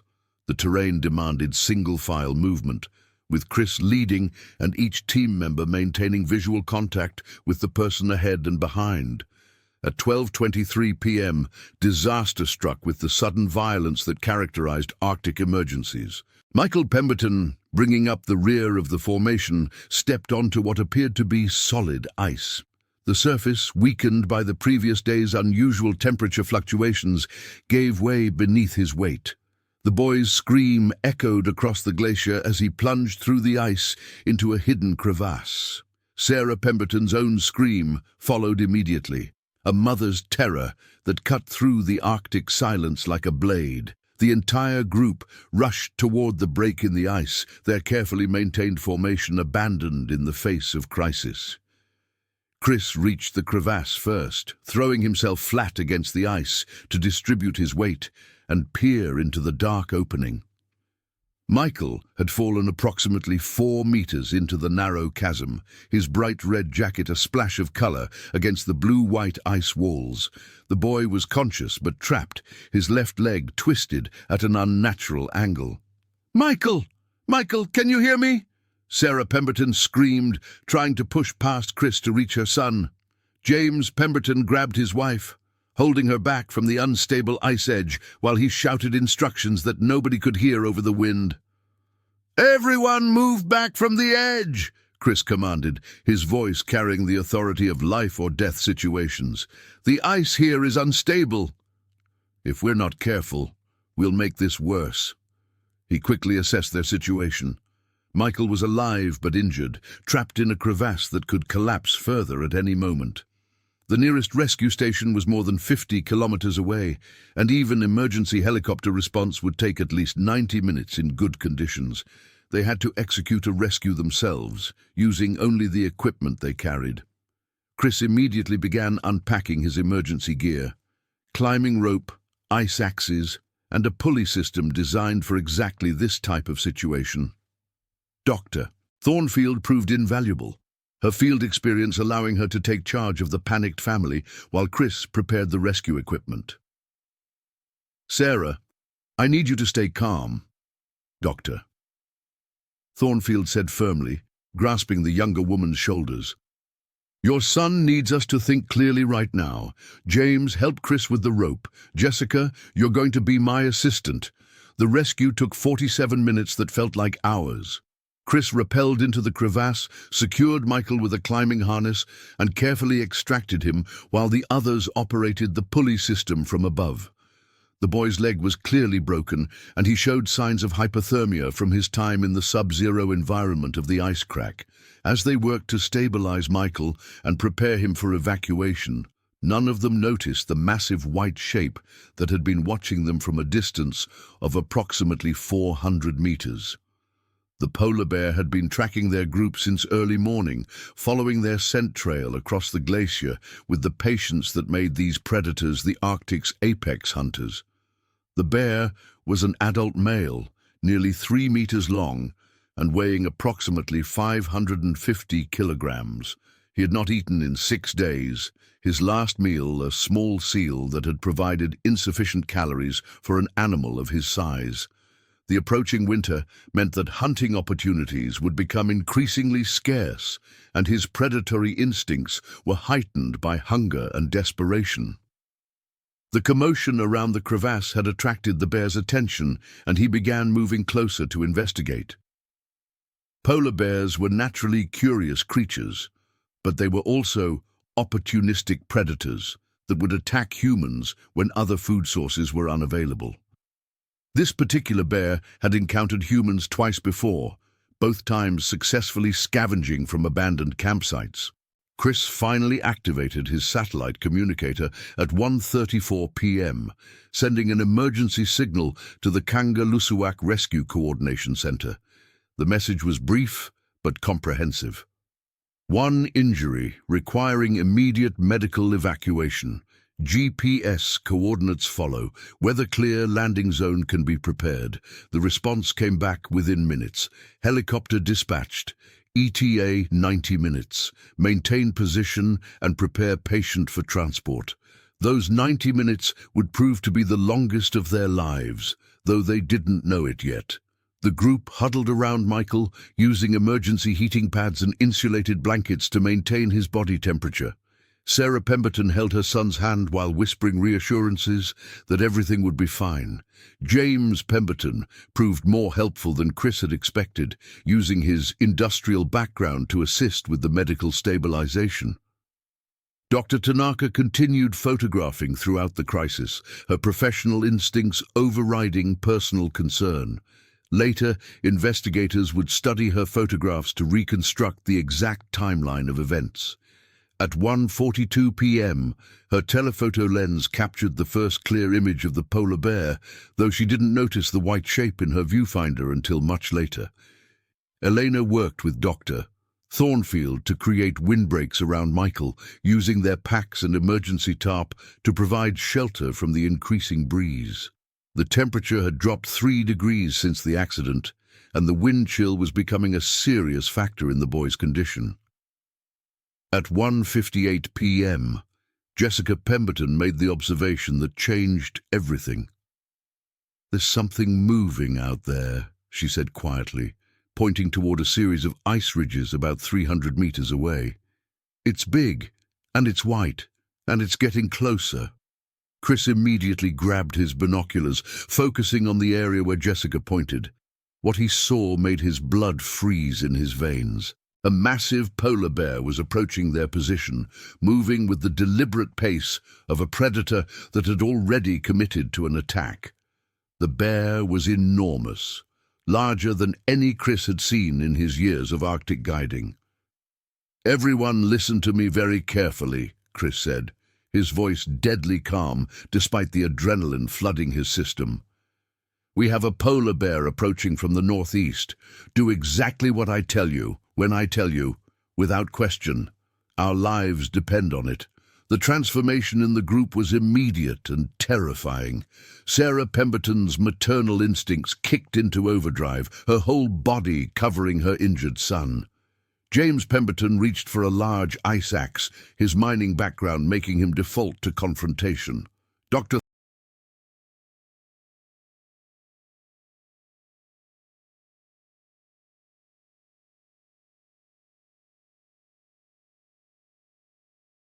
Thornfield and Elena moved closer together, their scientific curiosity overwhelmed by primal fear.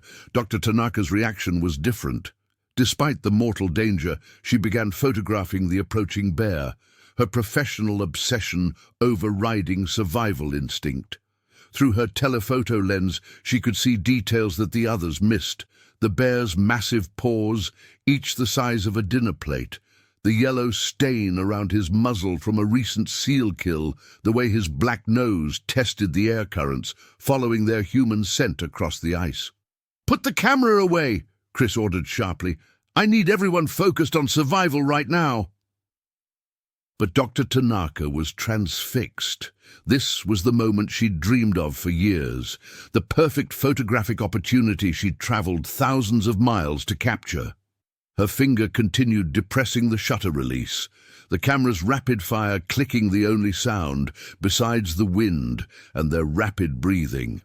The bear stopped approximately 150 meters away, rising onto his hind legs to get a better view of the strange gathering on his territory. Standing upright, he towered nearly 4 meters tall, his massive frame silhouetted against the white expanse of the glacier. For 30 seconds, predator and prey regarded each other across the ice. Chris reached slowly for his emergency flare gun, the only weapon they carried that might deter a polar bear attack. The device held 3 flares, designed more for signaling rescue aircraft than stopping a determined predator. Against an animal of this size, the flares would be effective only if fired directly at the bear's face, and only if the bear was close enough for accurate aim. "When I tell you to run," Chris whispered, "everyone except Sarah and Michael head directly toward those ice ridges to the south. Stay together, make noise, but don't look back. Sarah, you stay with Michael no matter what happens." The bear dropped back to all fours and resumed his approach, now moving with increased purpose. His massive paws made no sound on the ice, generations of evolution having perfected his ability to move silently across his frozen domain. The distance between them decreased steadily, 100 meters, 90, 80. James Pemberton raised his ice axe, the steel blade glinting in the Arctic sun. "I'm not running from this thing," he declared, his voice tight with fear and adrenaline. "We make a stand here." "You'll get us all killed," Chris snapped back. "Polar bears can outrun humans, outswim us, and climb better than we can. Our only chance is to appear too dangerous to be worth the effort."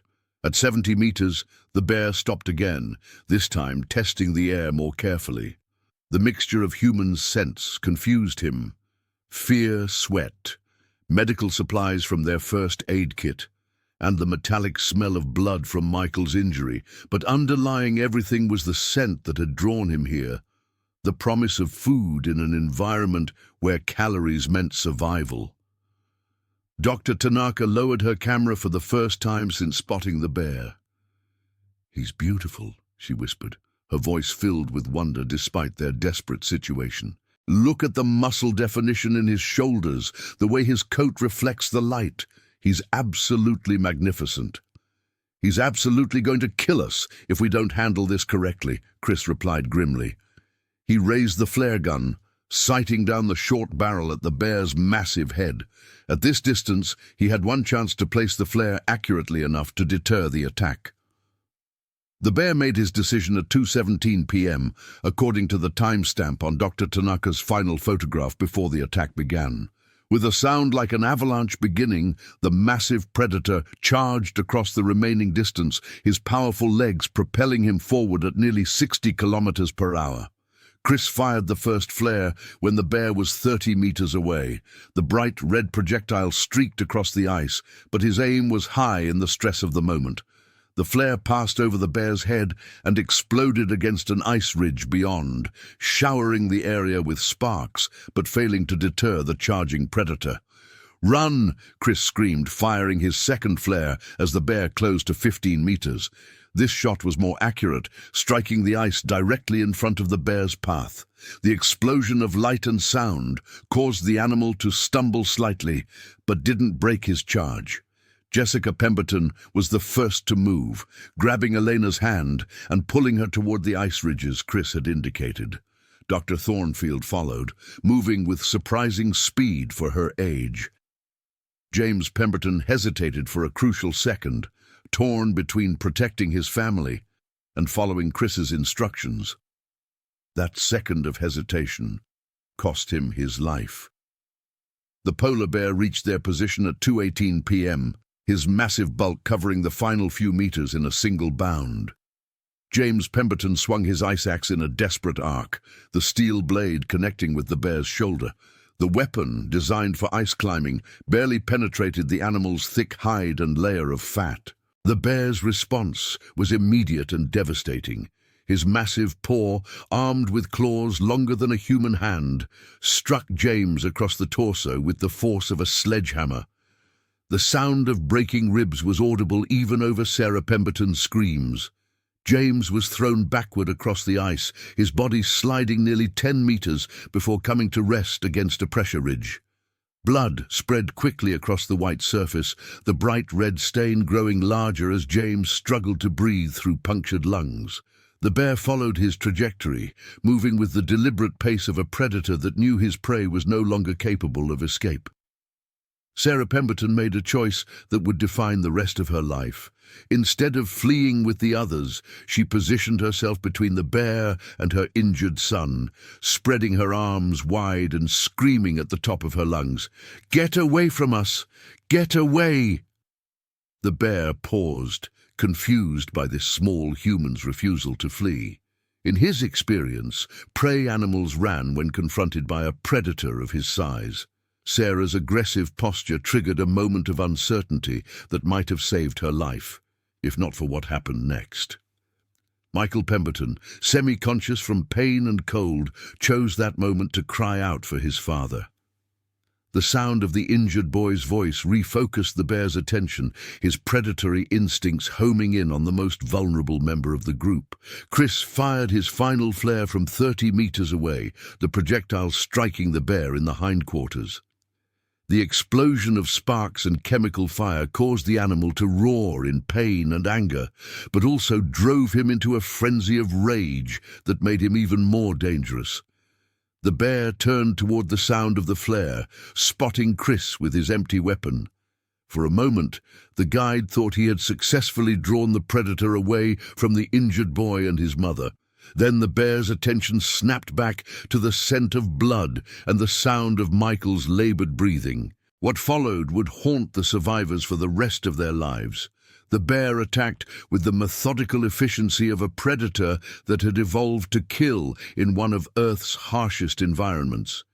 Sarah Pemberton's heroic attempt to protect her son lasted exactly 14 seconds before the animal's massive jaws closed around her skull. The sound of her death was something that human language couldn't adequately describe.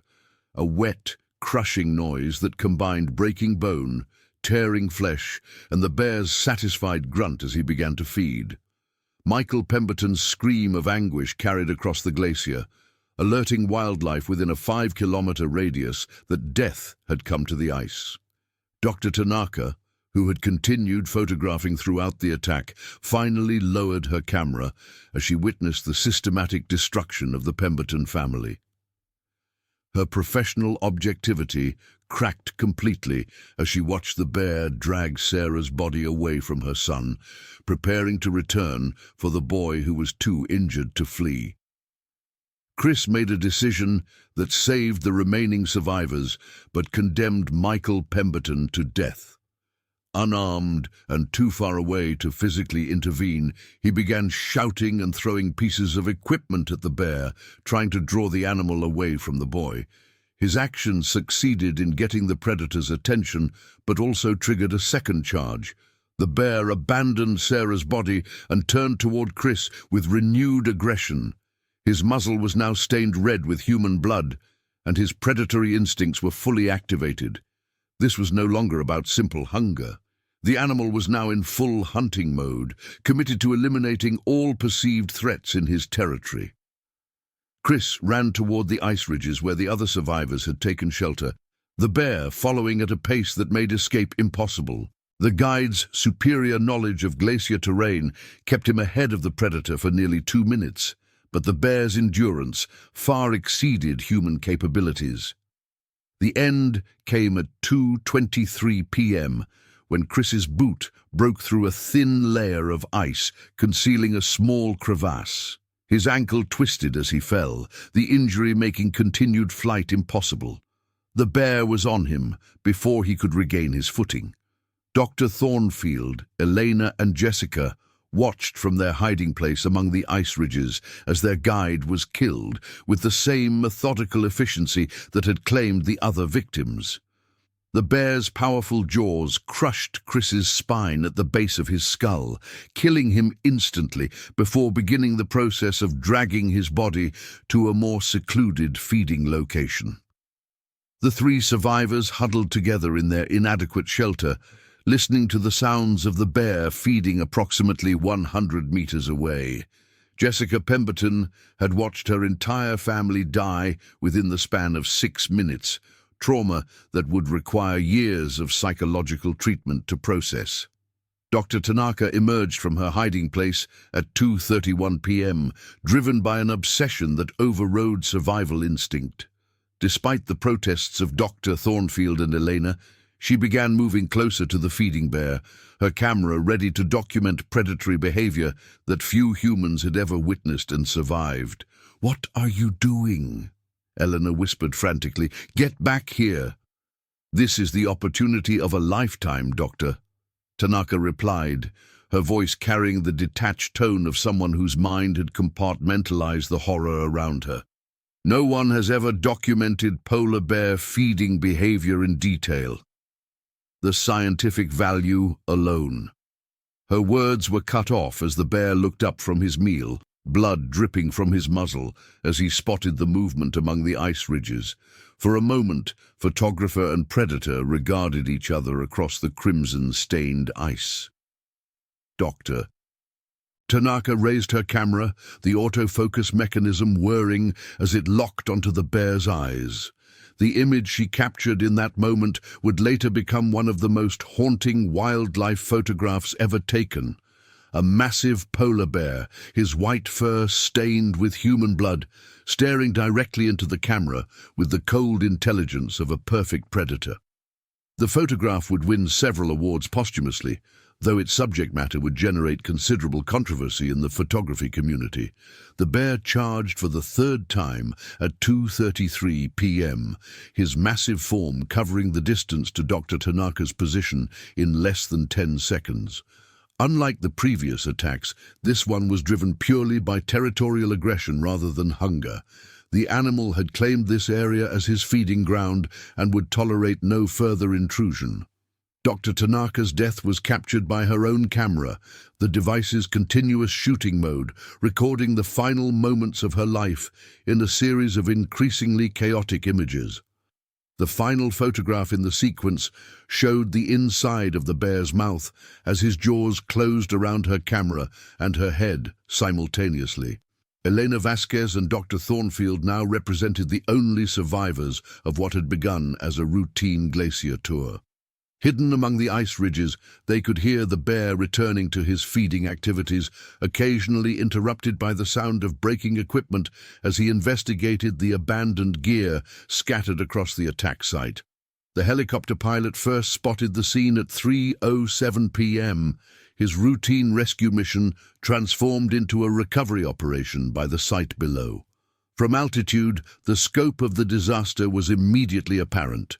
Several bodies scattered across the blood-stained ice, a massive polar bear feeding nearby, and two figures huddled among distant ice formations. Kangerlussuaq Control, this is Arctic Rescue 7, the pilot radioed back to base.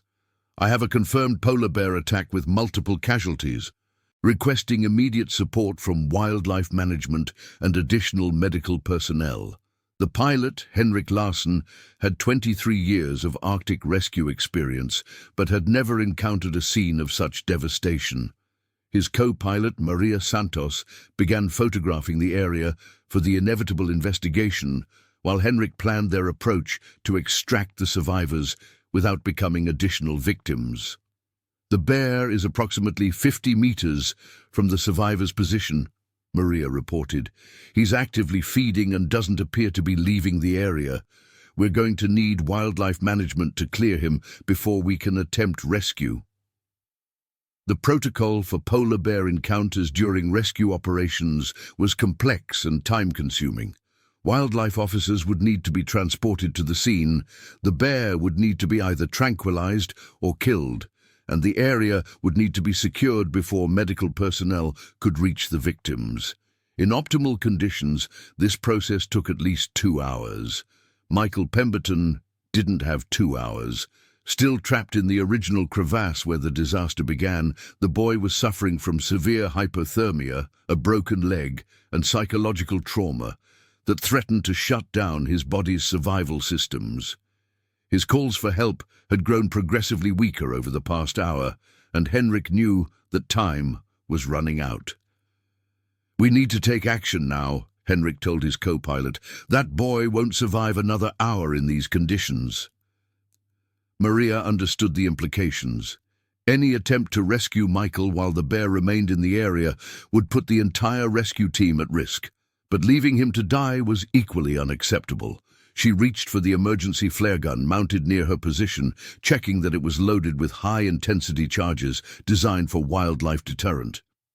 The first rescue attempt began at 3:19 p.m., with Henrik bringing the helicopter into a low hover approximately 100 meters from the bear's position. The rotor wash created a whirlwind of snow and ice crystals that temporarily obscured visibility, but also served to announce their presence to the feeding predator. The bear looked up from his meal, his intelligence immediately recognizing the helicopter as a potential threat to his feeding activities. Rather than fleeing, he moved protectively over his kills, his massive body language indicating that he was prepared to defend his territory against this new intrusion. "He's not backing down," Maria observed, her finger on the flare gun's trigger.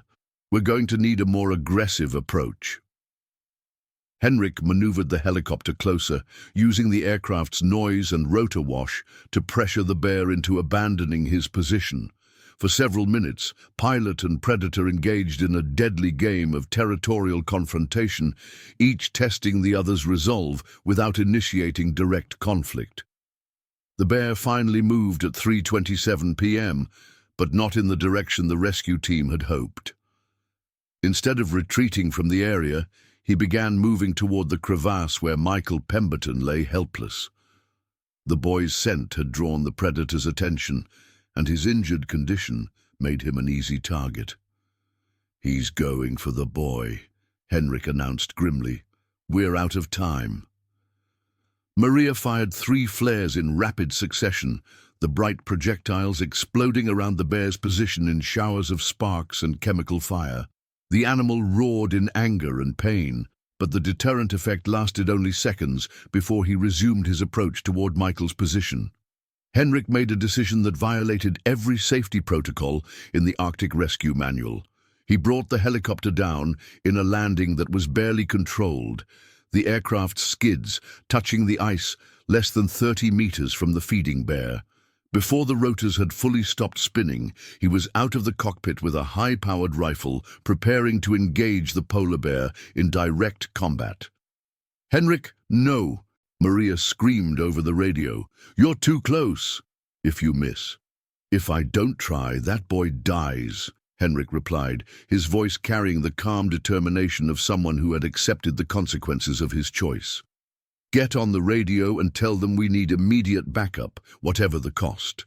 The confrontation between Henrik Larsson and the polar bear lasted exactly 43 seconds and would be analyzed by Arctic survival experts for years afterward. Henrik's first shot, fired from a distance of 25 meters, struck the bear in the shoulder but failed to penetrate deeply enough to cause significant damage. The animal's thick hide and layer of fat provided protection that the rescue rifle's ammunition couldn't overcome. The bear's charge covered the distance between them in less than 4 seconds, his massive bulk moving with speed that defied belief. Henrik's second shot was fired at point-blank range as the animal reared up on his hind legs, the bullet entering through the bear's open mouth and finally delivering enough damage to stop the attack. The massive predator collapsed less than 2 meters from Henrik's position, his death throes causing tremors that could be felt through the ice. Maria was out of the helicopter before the bear's body had stopped moving, racing toward the crevasse where Michael Pemberton's weak calls for help indicated he was still alive. The boy's rescue took another 18 minutes, complicated by hypothermia that had left him barely conscious and injuries that required careful handling to prevent further damage. By the time they had him aboard the helicopter and were heading toward Kangerlussuaq's medical facilities, Michael's core body temperature had dropped to dangerously low levels. Dr. Thornfield and Eleanor were extracted in a second helicopter that arrived at 4:15 p.m., their rescue complicated by psychological trauma that made them initially reluctant to leave their hiding place. Both women required sedation before they could be safely transported, their minds struggling to process the horror they had witnessed. The medical facility at Kangerlussuaq was overwhelmed by the complexity of treating severe trauma in such a remote location.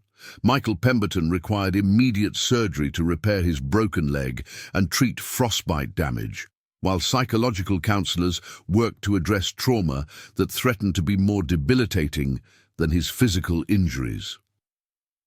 Elena Vasquez spent 3 days in intensive care, her body shutting down from psychological shock despite having no significant physical injuries.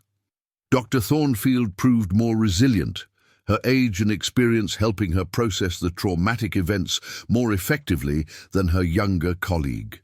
The investigation into the glacier attack began within hours of the rescue, led by Greenland's Department of Environment and Nature in cooperation with international wildlife experts. The scene processing took more than a week, complicated by the need to remove and study both human remains and the bear's body. Dr. Tanaka's camera equipment provided crucial evidence about the attack sequence, her final photographs offering unprecedented documentation of polar bear predatory behavior. The images were simultaneously valuable for scientific research and deeply disturbing for their graphic content, creating ethical debates about their publication and use. The bear's autopsy revealed significant details about the attack.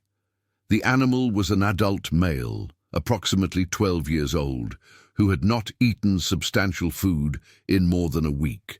His stomach contents included remains from all 4 victims, confirming the systematic nature of his predatory behavior. Environmental analysis of the attack site revealed concerning trends about climate change and polar bear behavior. Reduced sea ice had forced bears to travel further inland in search of food, bringing them into contact with human activities more frequently than historical patterns indicated. The Pemberton family tragedy became international news within 24 hours, sparking debates about tourism in polar bear habitat and the adequacy of current safety protocols. Wildlife experts used the incident to highlight the increasing conflicts between human activity and Arctic predators displaced by environmental change. Legal proceedings began 3 months after the attack, with multiple lawsuits filed against the tour company, equipment manufacturers, and government agencies responsible for wildlife management. The cases would continue for more than 2 years, ultimately resulting in significant changes to Arctic tourism regulations. Michael Pemberton's recovery became a medical case study in treating severe trauma in adolescent patients. His physical injuries healed within 6 months, but psychological therapy continued for more than 3 years. The boy's survival carried guilt about his family's deaths that required extensive counseling to address. Dr. Thornfield published a comprehensive account of the attack 18 months later, her scientific background allowing her to document the incident with clinical precision while honoring the memory of those who died. Her work became required reading for Arctic guides and wildlife management professionals. Elena Vasquez abandoned her doctoral studies in climate science, the trauma of the glacier attack making it impossible for her to continue working in Arctic environments. She eventually became a counselor, specializing in disaster trauma, using her experience to help other survivors process similar events. The changes implemented after the glacier attack included mandatory armed escorts for all tours in polar bear habitat, improved emergency communication equipment, and enhanced training requirements for Arctic guides. These measures increased the cost of polar expeditions significantly, but were deemed necessary to prevent similar tragedies. Wildlife management policies were also revised to address the increasing frequency of polar bear encounters with humans. New protocols included more aggressive population monitoring, enhanced early warning systems, and preemptive relocation of bears from areas with high human activity. The polar bear responsible for the attack was studied extensively after his death, his brain tissue revealing neurological abnormalities possibly related to environmental toxins or nutritional stress. These findings contributed to broader research into how climate change was affecting Arctic predator behavior and physiology. Memorial services for the victims were held in their respective home countries, each ceremony reflecting the different ways communities process the tragedy. James and Sarah Pemberton were remembered as devoted parents who died protecting their children. Christopher Lowe was honored as a guide who sacrificed his life attempting to save his clients. Dr. Yuki Tanaka's memorial was more complex. Her death, while photographing the bear, raising questions about the relationship between artistic obsession and personal safety. Her final photographs were eventually displayed in a museum exhibition about human-wildlife conflict. Though the decision remained controversial, the glacier where the attack occurred was closed to tourism indefinitely, becoming an unintended monument to the victims and a stark reminder of the Arctic's deadly beauty. Research scientists continued to study the area, but commercial expeditions were prohibited as part of enhanced safety measures. Climate scientists used the attack as a case study in the broader implications of Arctic warming. The bear's unusual behavior and presence so close to human activity areas were linked to changing ice patterns that forced predators to seek food in previously safe locations. International cooperation on polar bear management increased significantly after the incident, with Arctic nations sharing data and resources to better track and protect both bear populations and human communities. The tragedy served as a catalyst for more comprehensive wildlife management strategies. Michael Pemberton's testimony before government committees investigating Arctic safety became a powerful advocacy tool for improved regulations.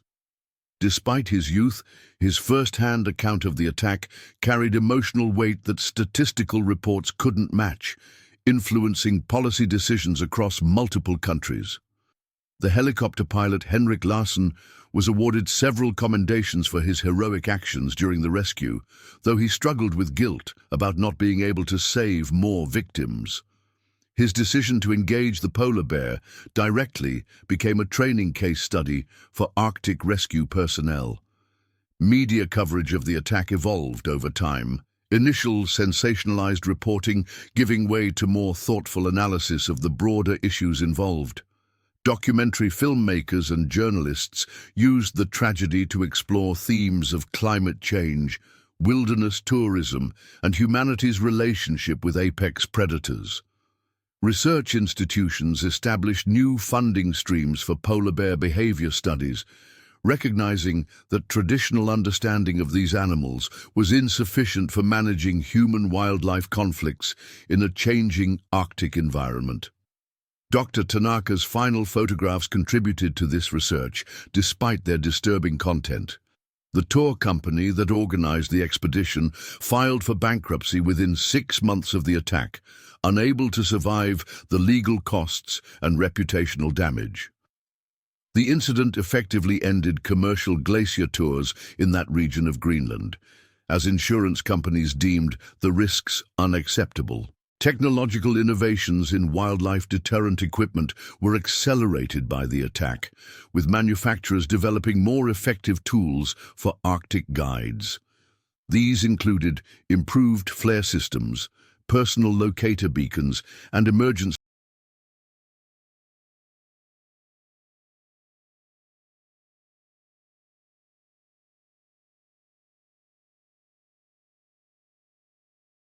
shelters designed to withstand polar bear attacks. Training programs for Arctic guides were completely revised, with new emphasis on wildlife behavior, emergency response, and psychological preparation for life or death situations. The casual approach to Arctic tourism that had characterized the industry was permanently replaced by more rigorous safety protocols. Environmental monitoring systems in polar bear habitat were expanded significantly, using satellite tracking and automated sensors to provide early warning of bear movements near human activity areas. These systems represented a major investment in preventing future attacks. The psychological impact of the attack extended far beyond the immediate survivors.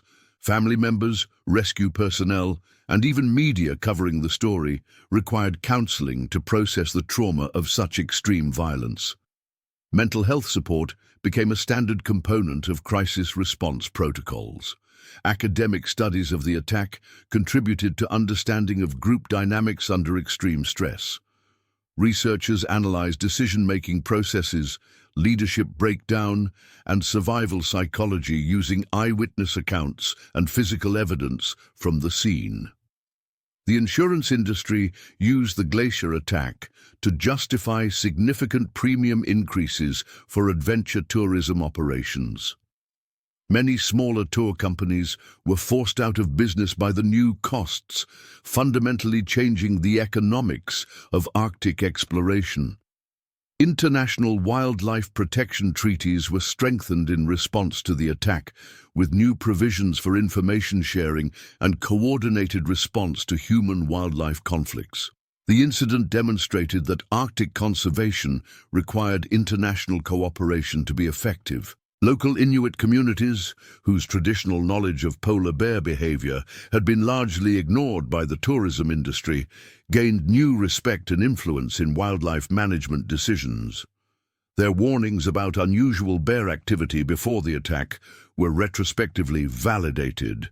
The families of the victims established a foundation dedicated to Arctic safety research and wildlife conservation. The organization funded studies on polar bear behavior and supported development of improved safety equipment for wilderness expeditions. Medical trauma protocols were revised based on experience treating the attack survivors. The unique combination of physical injury, psychological trauma, and environmental stress required new approaches that became standard practice for Arctic medical facilities.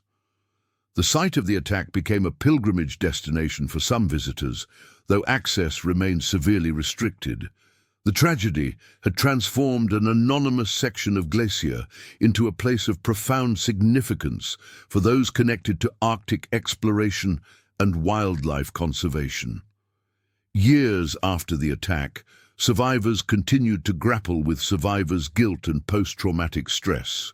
Support groups for wilderness attack survivors provided ongoing assistance, recognizing that recovery from such extreme trauma was a lifelong process rather than a discrete medical treatment. The polar bear attack on the Kangerlussuaq Glacier represented more than just a tragic wilderness accident. It became a symbol of humanity's changing relationship with the natural world, the consequences of climate change, and the deadly reality that some environments would never be truly safe for human presence. The victims' names were carved into a memorial stone at the Kangerlussuaq airport, their deaths serving as a permanent reminder that the Arctic's beauty came with risks that modern technology and preparation could reduce but never completely eliminate. The glacier continued its slow retreat toward the sea, indifferent to the human tragedy that had unfolded on its surface, a monument to forces far greater than any single species' survival. The next stories. The Last Canyon. The morning mist clung to the peaks of Glacier National Park like a shroud as Dr. Sarah Mitchell adjusted her backpack straps for the third time in 10 minutes.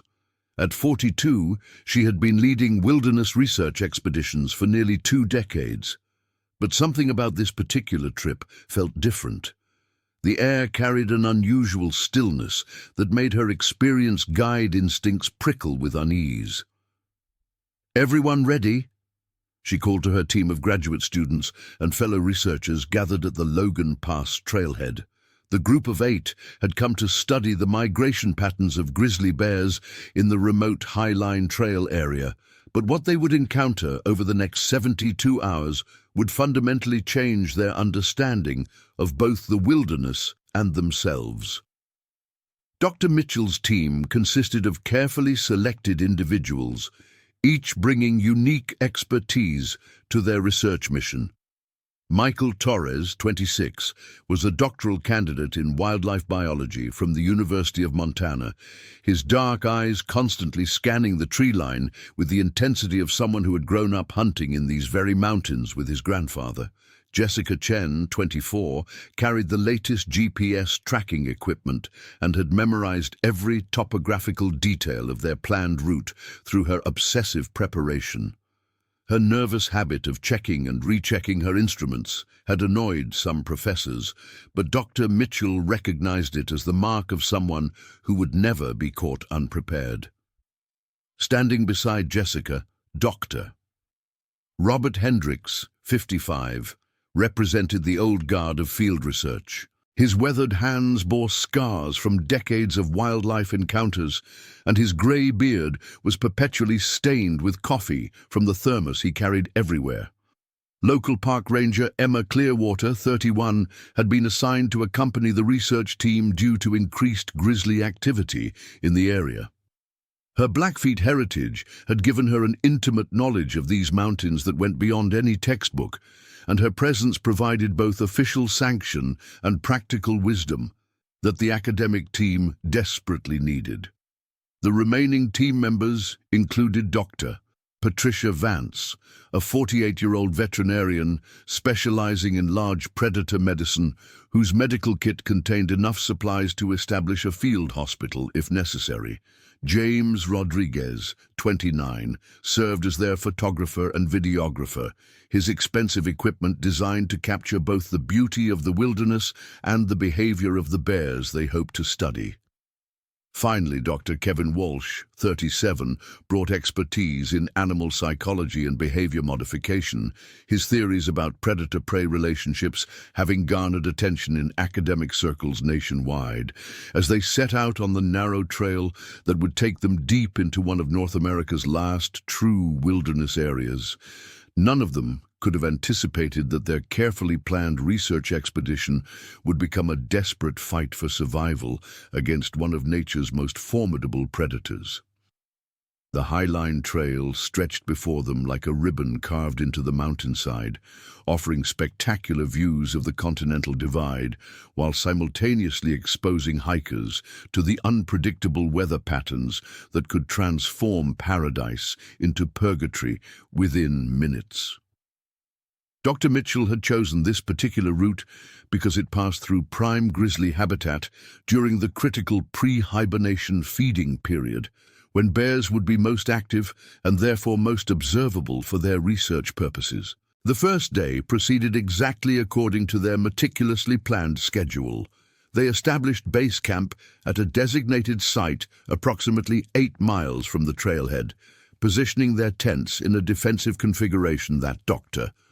Mitchell had learned during her early years working in Alaska's Denali National Park. All food and scented items were secured in bear-proof containers and hung from designated poles at least 12 feet high and 4 feet from the nearest tree trunk.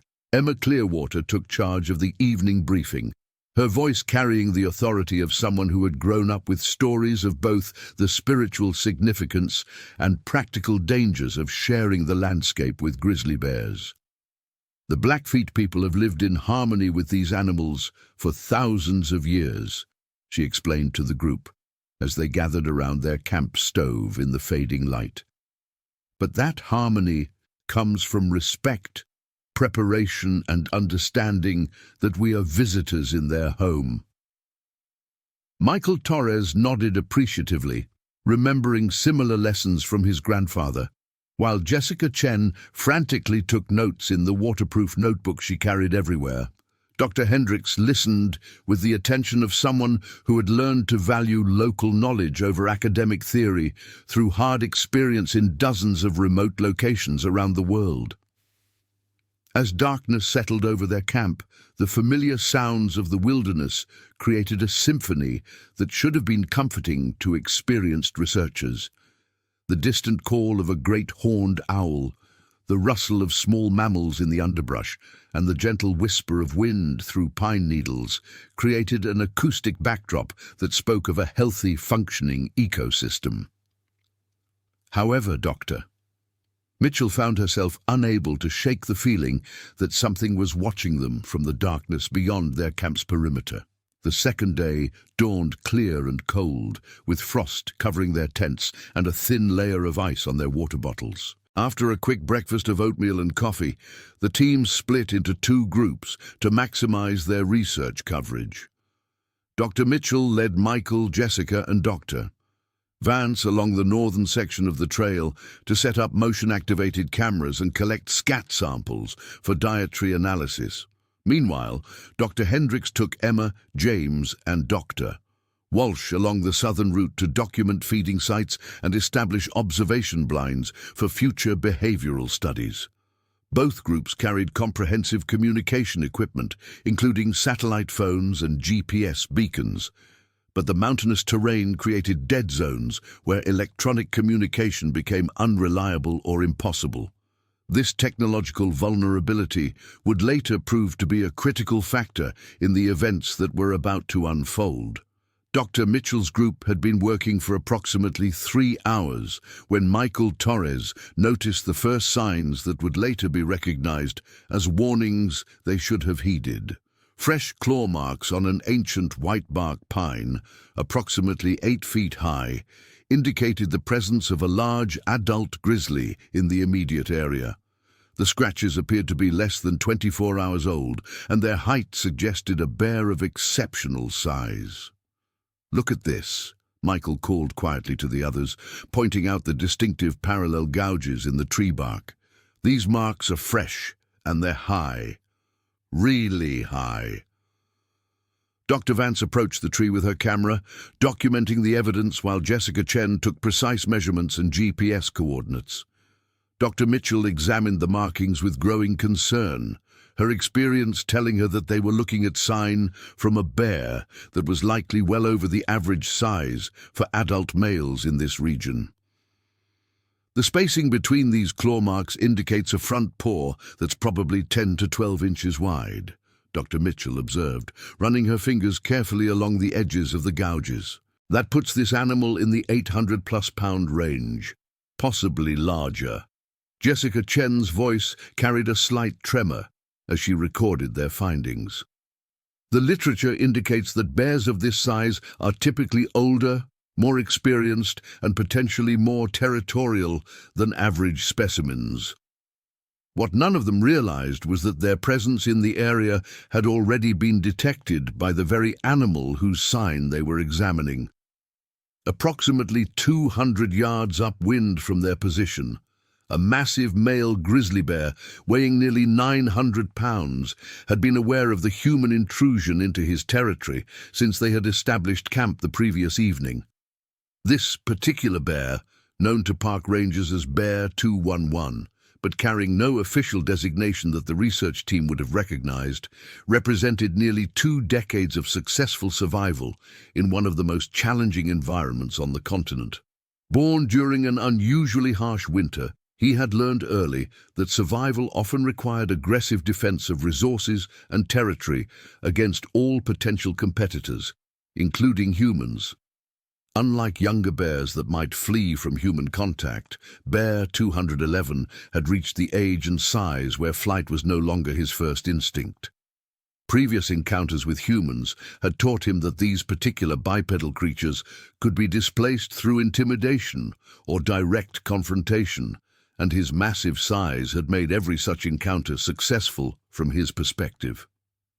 As Dr. Mitchell's group continued their research activities, photographing and measuring the claw marks while discussing the implications for their study, Bear 211 began moving closer to investigate these intruders more thoroughly.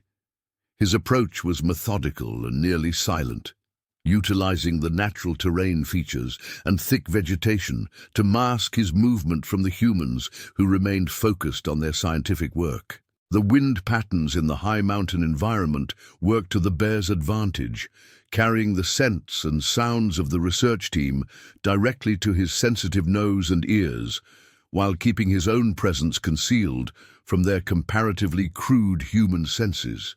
Each step brought him closer to a confrontation that would test every aspect of the team's wilderness training and survival instincts. Doctor Vance had just finished photographing the claw marks when she noticed something that made her blood run cold. "Sarah," she said quietly, her veterinary training having taught her to recognize signs of animal behavior that others might miss. "Look at the base of this tree." Dr. Mitchell followed her colleague's gaze and immediately understood the significance of what Dr. Vance had spotted. Fresh scat, still steaming slightly in the cold morning air, indicated that their massive bear had been at this exact location within the past hour, possibly within the past few minutes. "Everyone freeze, Doctor," Mitchell whispered, her voice carrying the authority of someone who had faced similar situations before. "Nobody move! Nobody speak." The 4 researchers stood motionless as Dr. Mitchell slowly reached for the bear spray attached to her belt, her movements deliberate and controlled. 20 years of wilderness experience had taught her that sudden movements or loud noises could trigger an aggressive response from a bear that might otherwise choose to avoid confrontation. Jessica Chen's training had prepared her for this moment intellectually, but the reality of standing in potential danger from one of North America's apex predators created a physiological response that no amount of classroom preparation could fully simulate. Her heart rate spiked to over 140 beats per minute, and her hands began to tremble despite her conscious efforts to remain calm. Michael Torres drew upon the lessons his grandfather had taught him about moving quietly in bear country, controlling his breathing while scanning the surrounding area for signs of the animal's location. His hunting background had given him advantages that his academic colleagues lacked, including the ability to read subtle environmental cues that might indicate approaching wildlife. For nearly 10 minutes, the 4 researchers remained frozen in position, listening for any sound that might indicate the presence of the massive bear whose sign they had been documenting. The silence of the forest seemed to press against them like a living thing, broken only by the distant call of a Clark's nutcracker and the whisper of wind through the pine needles overhead. "Doctor." Mitchell was beginning to think they might have overreacted to the discovery when the first clear evidence of Bear 211's presence made itself known. A low, rumbling sound, barely audible but unmistakably ursine, drifted through the trees from somewhere to their north, followed by the sharp crack of a breaking branch under immense weight. "There," Michael Torres whispered, pointing toward a stand of lodgepole pines approximately 50 yards from their position. Movement in the trees. Dr. Vance raised her binoculars and immediately spotted the distinctive profile that confirmed their worst fears.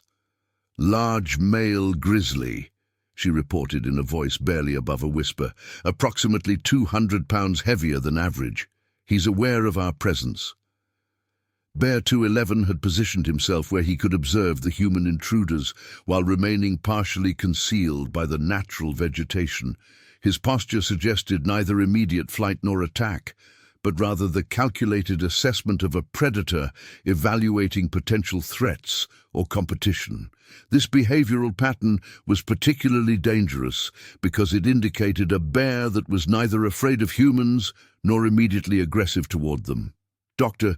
Mitchell's training kicked in as she began slowly backing away from the tree where they had been working, gesturing for her colleagues to do the same. "Slow movements," she whispered. "No direct eye contact. Make ourselves appear smaller, not larger." The standard protocol for encountering grizzly bears in the wild emphasized the importance of avoiding behaviors that might be interpreted as threatening or challenging. Direct eye contact, raised arms, or loud noises could trigger an aggressive response from a bear that might otherwise choose to disengage from the encounter. Jessica Chen found herself struggling to remember the specific details of bear encounter protocols that she had studied extensively in preparation for this expedition. The stress of the situation was interfering with her ability to access information that she knew intellectually, a common phenomenon in high-stress survival situations that could prove fatal if not overcome. "Back toward the trail, Doctor," Mitchell continued to whisper as the group moved slowly away from Bear 211's position. "Stay together. If he charges, do not run unless I tell you to." The concept of not running from a charging grizzly bear went against every instinct that millions of years of human evolution had programmed into their nervous systems. However, Doctor, Mitchell's experience had taught her that running from a bear was often the worst possible response, as it could trigger the predatory chase instinct in an animal capable of reaching speeds of 35 miles per hour over short distances. Bear 211 watched the humans retreat with the kind of focused attention that indicated he was making decisions about how to respond to their presence in his territory. His body language remained neutral but alert, suggesting that he was prepared to escalate the encounter if the humans made any moves that he interpreted as threatening, or if they failed to leave his area quickly enough to satisfy his territorial instincts. The retreat toward the main trail took nearly 20 minutes, with each step carefully planned to avoid sudden movements or sounds that might provoke an aggressive response. Dr. Mitchell maintained constant visual contact with the bear's position while simultaneously ensuring that her team remained together and moved in the safest possible direction. When they finally reached the relative safety of the main trail, Dr. Mitchell immediately reached for her satellite phone to contact Dr. Hendrickson, warned him about the presence of the large male grizzly in their research area. However, the mountainous terrain that made this location ideal for wildlife research also created dead zones where satellite communication became unreliable. "No signal," she reported after several attempts to establish contact. "We need to get to higher ground or find the other team directly." The decision to locate Dr. Hendricks' group, rather than returning immediately to base camp, would later be viewed as a critical choice point in the sequence of events that followed. However, at the time, Dr. Mitchell's primary concern was ensuring that all members of her research team were aware of the potential danger posed by Bear 211's presence in their study area. Jessica Chen checked her GPS unit and determined that Dr. Hendricks' group should be approximately 1 mile south of their current position, working in an area known for its concentration of whitebark pine trees that provided important food sources for grizzly bears during the pre-hibernation period. If they're following their planned route, they should be near the observation blind we scouted yesterday, Michael Torres added, his familiarity with the terrain proving valuable as they planned their approach to locating the other team. The decision to pursue Dr. Hendricks' group rather than returning to the safety of base camp represented a calculated risk that Dr. Mitchell believed was justified by the importance of warning her colleagues about the presence of an unusually large and potentially territorial bear in their research area. However, this decision would ultimately lead them deeper into Bear 211's territory rather than away from it, as they began hiking south along the main trail toward the projected location of Dr. Hendricks' team, none of Dr. Mitchell's group realized that Bear 211 had begun following them at a distance of approximately 100 yards. His movement through the forest was virtually silent, utilizing game trails and natural terrain features to maintain visual contact with the humans while remaining undetected. The bear's decision to follow the research team represented a significant escalation in his response to their presence in his territory. Rather than simply ensuring that they left his immediate area, he was now actively tracking them, possibly to determine whether they represented a continuing threat to his resources or territory. Dr. Vance, whose veterinary training had given her extensive knowledge of large predator behavior, began to notice subtle signs that suggested they were being followed. "Sarah," she said quietly, "I think we need to stop and reassess our situation." Dr. Mitchell halted the group and listened carefully to the forest sounds around them. What she heard made her realize that their situation had become significantly more dangerous than she had initially assessed. The normal woodland sounds had fallen silent, creating an acoustic environment that typically indicated the presence of a large predator in the immediate area. "He's following us," she realized with growing alarm. "Everyone stay calm, but we need to change our approach."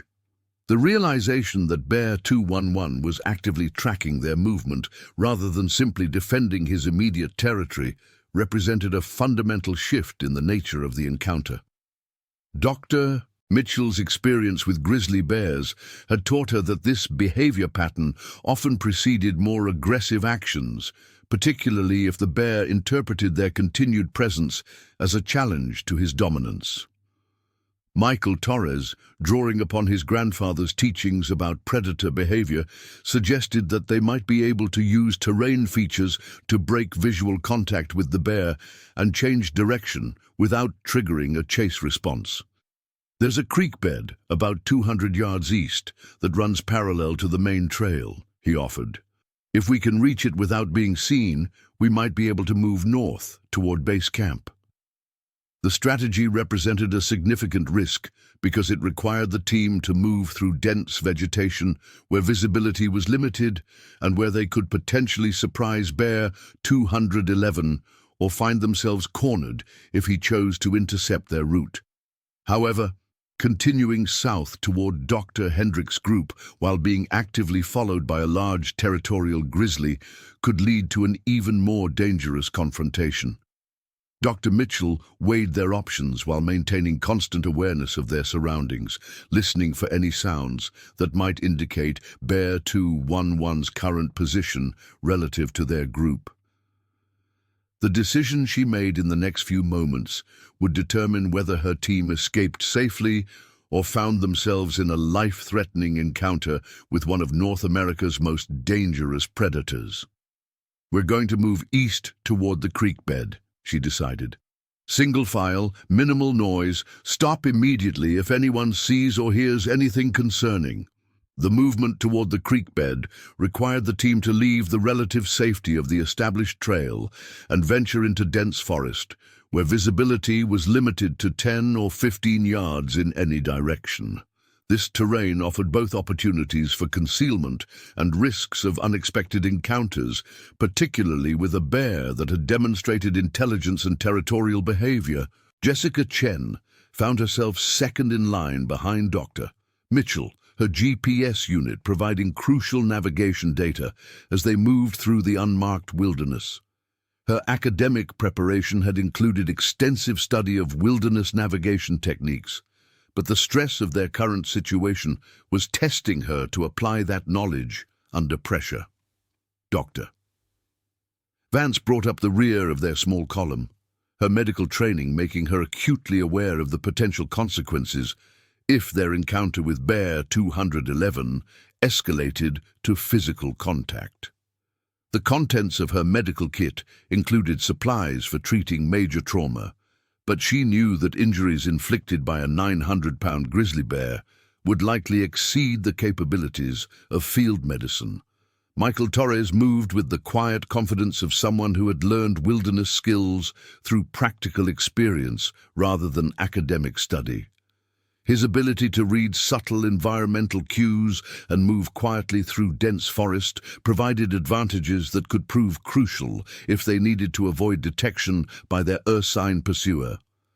The creek bed they were attempting to reach represented their best hope for changing direction without triggering an aggressive response from Bear 211. Creek beds typically provided natural highways through dense forest, and the sound of running water might help mask any noise generated by their movement. However, creek beds also represented preferred travel routes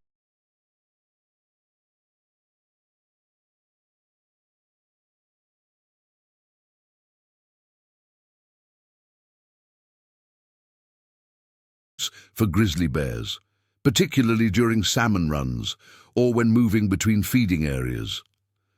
The very features that made the creek bed attractive to the human research team also made it likely habitat for the massive bear that was tracking them.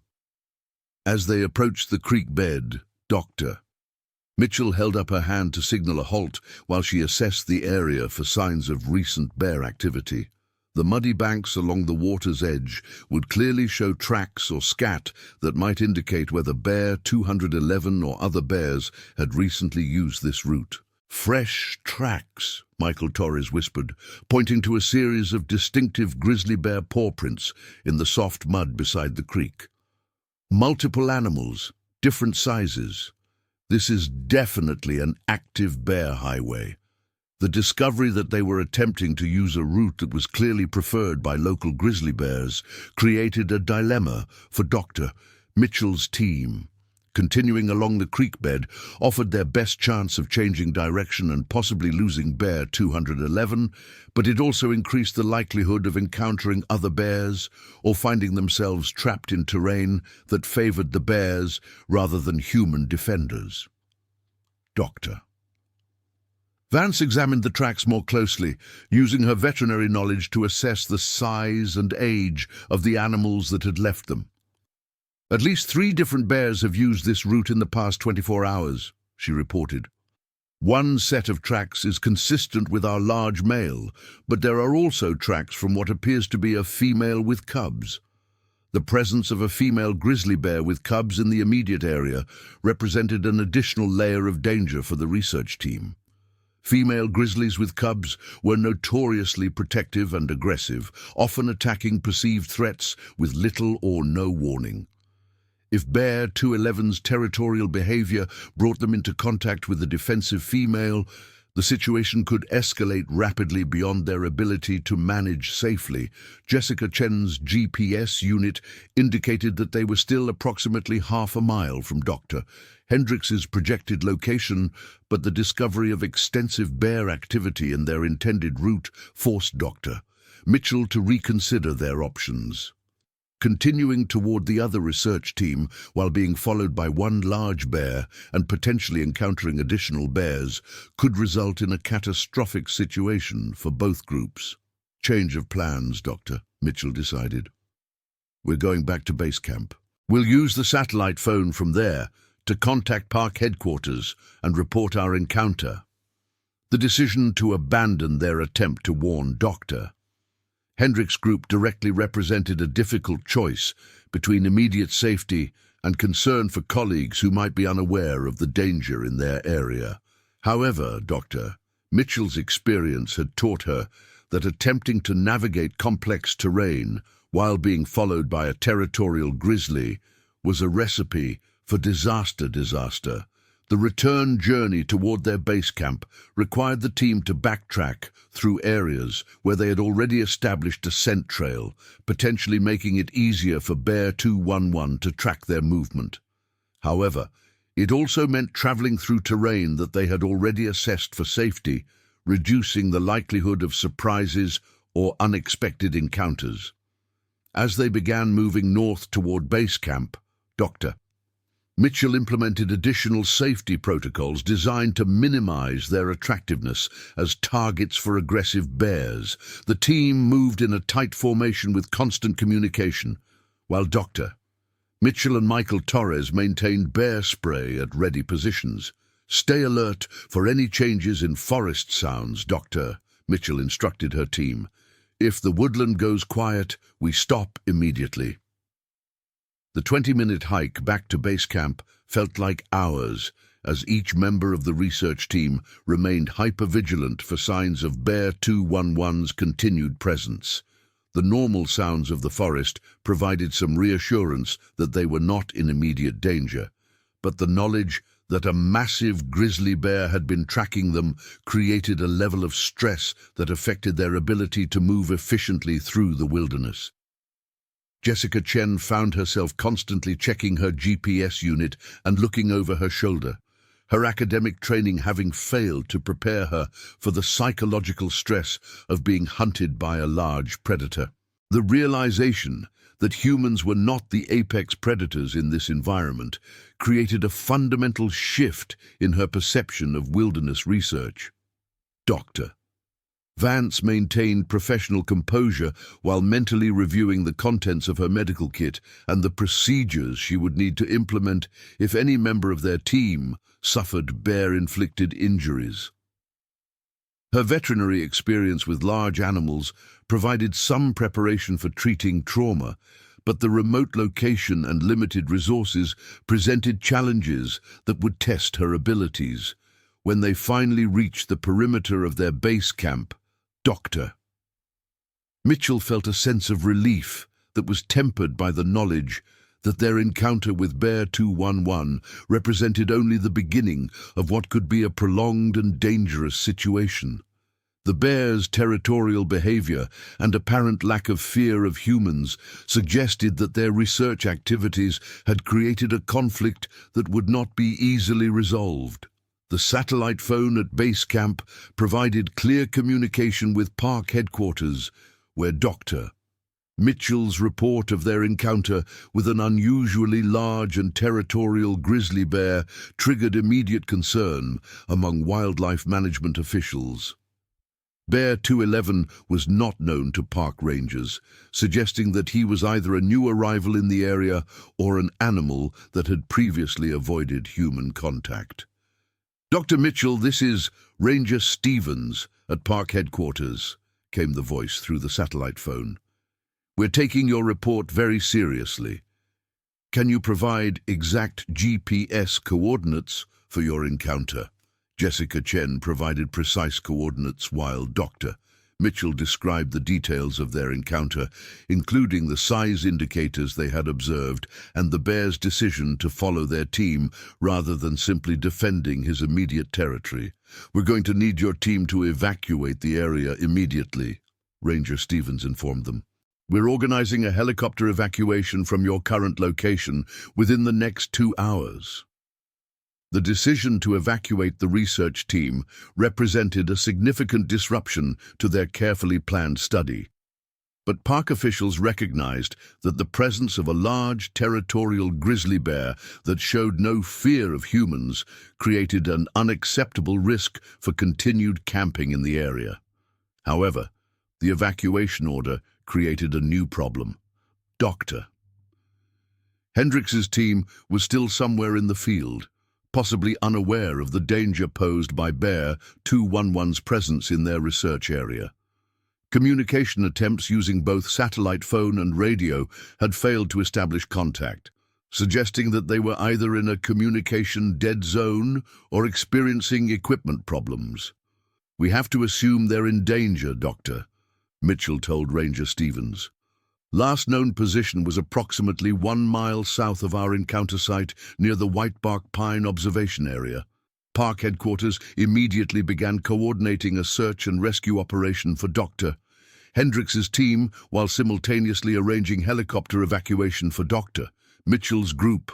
The complexity of managing multiple teams in bear country while dealing with a potentially dangerous animal created logistical challenges that tested the capabilities of park emergency response systems. As they waited for their evacuation helicopter, Dr. Mitchell's team maintained constant vigilance for signs of Bear 211's continued presence in their area. The bear spray canisters remained at ready positions, while their camp configuration was modified to provide better fields of view and multiple escape routes if needed. Movement in the tree line, Michael Torres reported, pointing toward the same area where they had first encountered sign of the large grizzly bear, approximately 100 yards north. Dr. Vance raised her binoculars and confirmed that Bear 211 had followed them back to their base camp area, where he was now observing their activities from a position that provided him with clear sightlines while maintaining his own security behind natural cover. "He's not leaving, Doctor," Mitchell realized with growing concern. "This behavior is beyond typical territorial defense." The bear's decision to maintain surveillance of their base camp rather than returning to his normal activities suggested a level of interest in the human researchers that went beyond simple territorial behavior.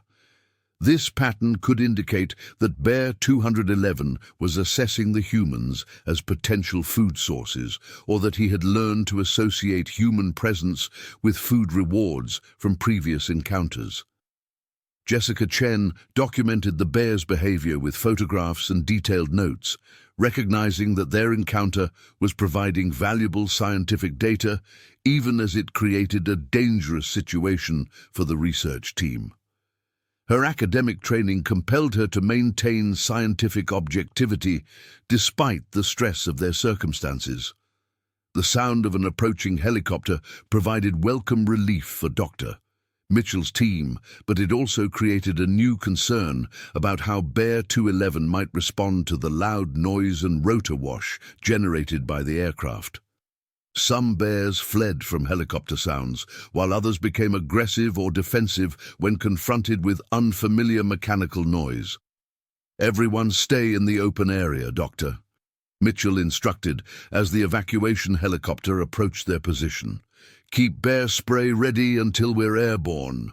Bear 211's response to the helicopter was neither flight nor aggression, but rather continued observation from his concealed position in the tree line.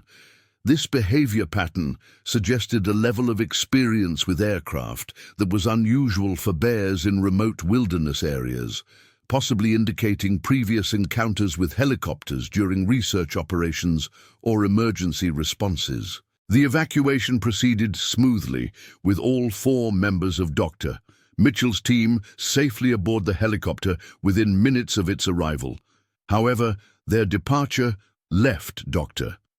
Hendrix's group alone in the wilderness with a large territorial grizzly bear whose behavior patterns had proven to be unpredictable and potentially dangerous.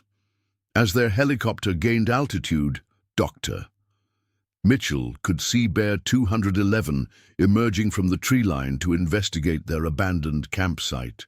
The bear's boldness in approaching human habitation so quickly after their departure confirmed her assessment that this animal represented an unusual and potentially serious threat to anyone remaining in the area. "There," she pointed out to the helicopter pilot, "that's the bear we encountered. Can you see the size of that animal?" The aerial perspective provided a clear view of Bear 211's massive size relative to the surrounding terrain features. From the air, it was obvious that this animal was significantly larger than typical grizzly bears, supporting Dr. Mitchell's earlier assessment that they had encountered a specimen in the 900-pound range. The helicopter pilot, who had extensive experience with wildlife operations in the park, expressed surprise at the bear's size and behavior. "In 20 years of flying rescue operations, I've never seen a grizzly that large show so little fear of humans and aircraft," he reported over the radio to park headquarters. The search for Dr. Hendricks' team began immediately, with the evacuation helicopter expanding its flight pattern to cover the areas where the second research group was most likely to be located based on their planned itinerary. However, the dense forest canopy made it difficult to spot 4 people on the ground, particularly if they were taking shelter or attempting to remain concealed. "Radio communication is still unsuccessful," the pilot reported. "We're going to need ground teams to supplement the aerial search." Park headquarters had already begun mobilizing ground search teams, but the presence of Bear 211 in the search area created complications for putting additional personnel on the ground.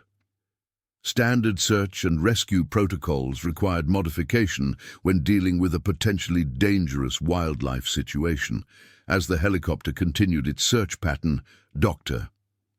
Mitchell spotted something that made her heart race with concern. "Scattered gear," she reported, pointing to an area approximately 2 miles south of their encounter site. "Looks like camping equipment spread over a wide area."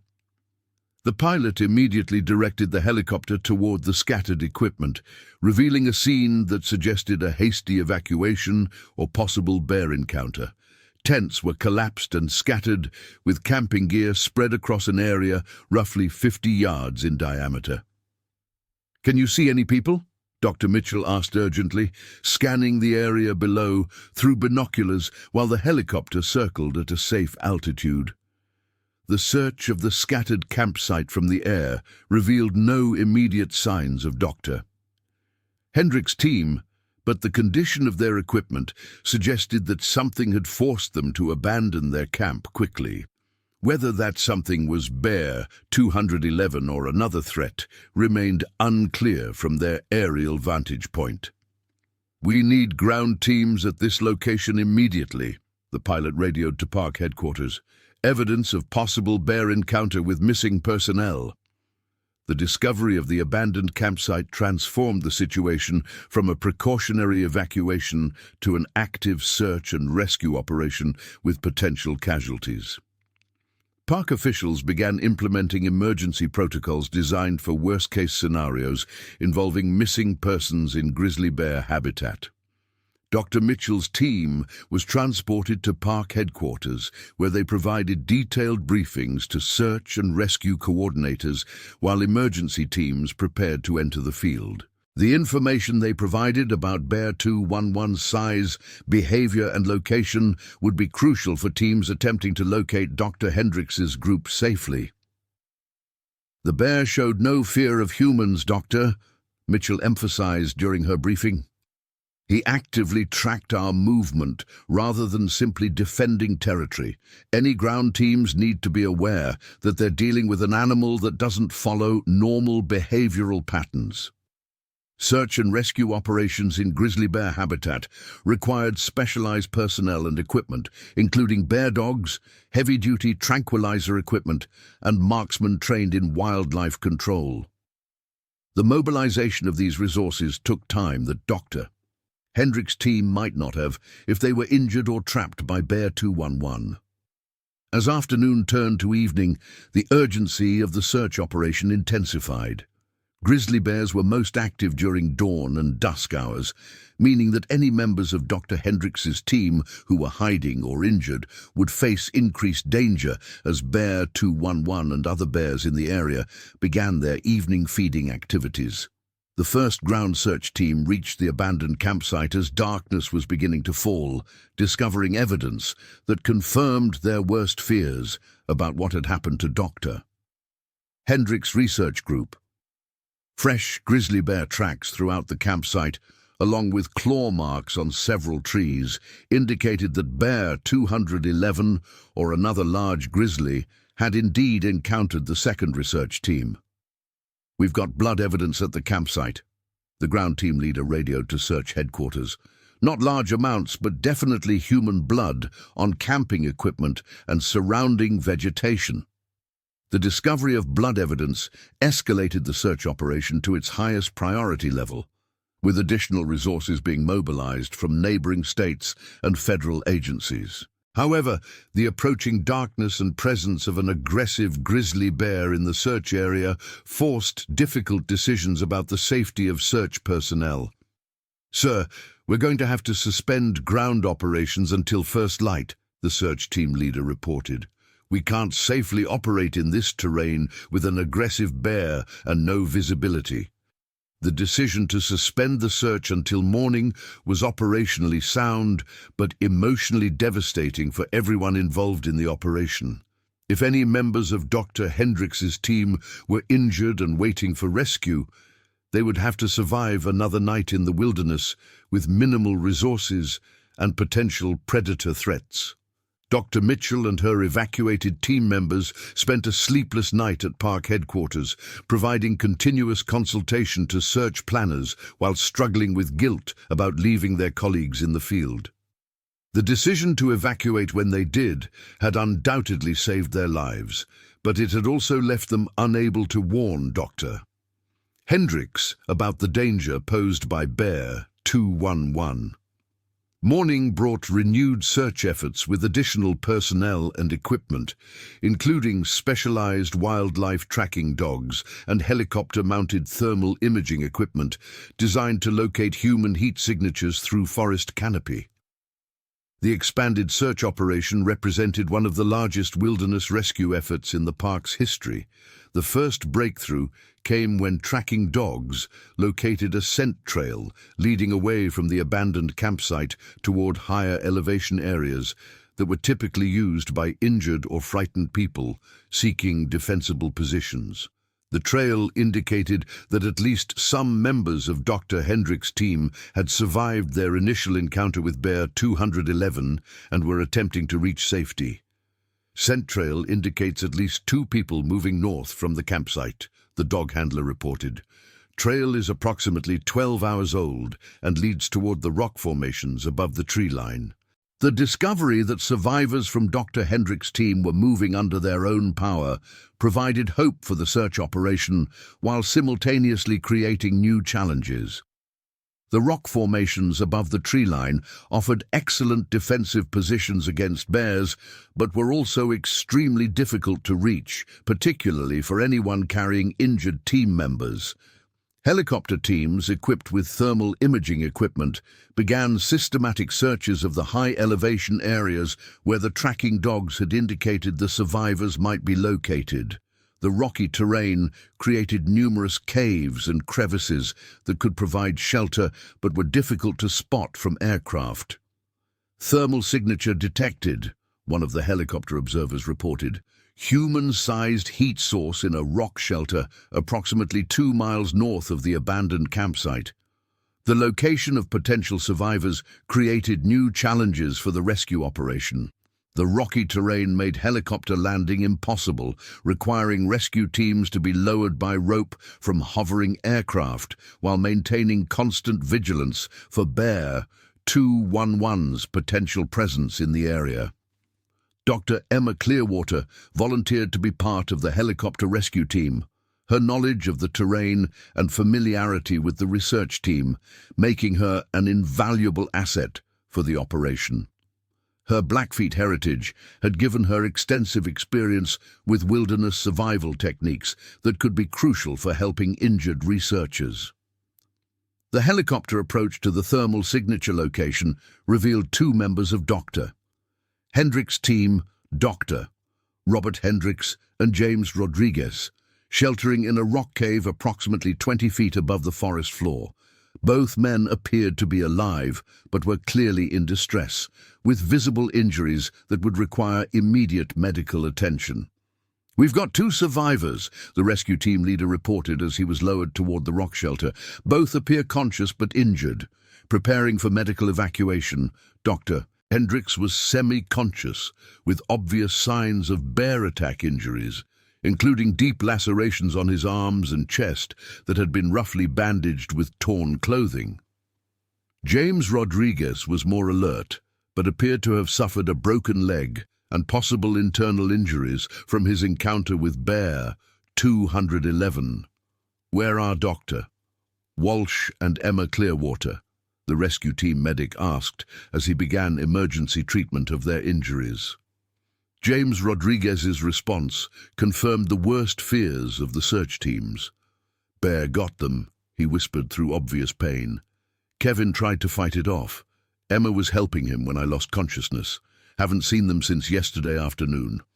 The news that two members of Dr. Hendricks' team were still missing shifted the search operation into a recovery mode, while simultaneously evacuating the two survivors for emergency medical treatment.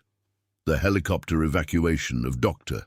Hendricks and James Rodriguez proceeded quickly, but their injuries required immediate transport to the regional trauma center.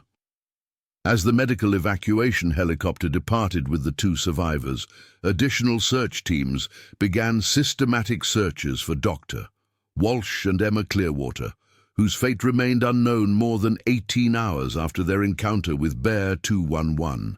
The information provided by James Rodriguez suggested that both missing team members had been in direct contact with the aggressive bear, raising serious concerns about their survival. The expanded search operation now involved more than 50 personnel from multiple agencies, including park rangers, local law enforcement, military search and rescue specialists, and wildlife management experts. The presence of Bear 211 in the search area required every team to be accompanied by armed wildlife control officers, prepared to use lethal force if necessary. "We're treating this as a recovery operation for the two missing team members," the incident commander briefed the assembled search teams. "However, we maintain hope that they may have found shelter and are waiting for rescue." The systematic search of the area surrounding Dr. Hendricks' team's encounter site required careful coordination to avoid having search teams accidentally encounter Bear 211 or other aggressive wildlife. Each search team carried comprehensive communication equipment and was required to report their position every 15 minutes.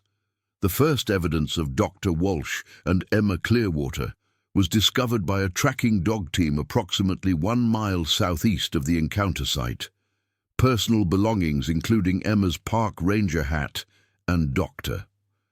Walsh's research notebook, were found scattered along what appeared to be a game trail frequently used by large animals. "We've got personal effects from both missing team members," the dog team handler reported. "Items appear to have been dropped or scattered during rapid movement through dense vegetation." The discovery of scattered personal belongings suggested that Dr. Walsh and Emma Clearwater had survived the initial encounter with Bear 211 and were attempting to escape through the forest. However, the location and condition of their belongings also indicated that they were moving through terrain that favored the bear rather than human defenders. Additional searching revealed a trail of disturbed vegetation and broken branches that suggested rapid movement by both humans and a large animal. The tracking evidence painted a picture of a prolonged chase through increasingly difficult terrain, with the missing team members being pursued by Bear 211 over a distance of several hundred yards. Trail indicates that the bear was actively pursuing the missing persons, the lead tracker reported. Evidence suggests a running chase that lasted for at least a quarter-mile before the trail enters the creek bed area. The discovery that Bear 211 had actively pursued Dr. Walsh and Emma Clearwater rather than simply defending his territory confirmed Dr. Mitchell's assessment that this animal's behavior was abnormal and extremely dangerous. The bear's persistence in pursuing humans over long distances suggested predatory behavior that was rare but not unknown in grizzly bears. Search teams equipped with specialized water rescue equipment began systematic searches of the creek bed and downstream areas where the chase trail had disappeared. The rocky creek bed provided numerous hiding places, but also created hazards for anyone attempting to escape a pursuing bear. The breakthrough in the search came when a helicopter team equipped with thermal imaging detected human heat signatures in a beaver dam complex approximately half a mile downstream from where the chase trail had disappeared. The location suggested that Dr. Walsh and Emma Clearwater had found shelter in the partially submerged structures that provided both concealment and defensive advantages. 2 heat signatures in the beaver dam area, the helicopter observer reported.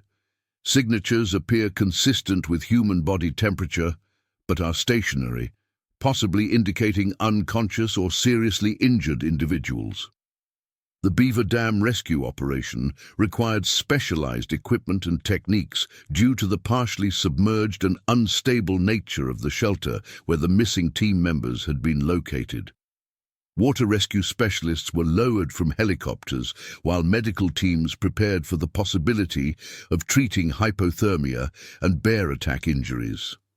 Dr. Walsh was found semi-conscious and suffering from severe hypothermia after spending nearly 24 hours partially submerged in the cold mountain water.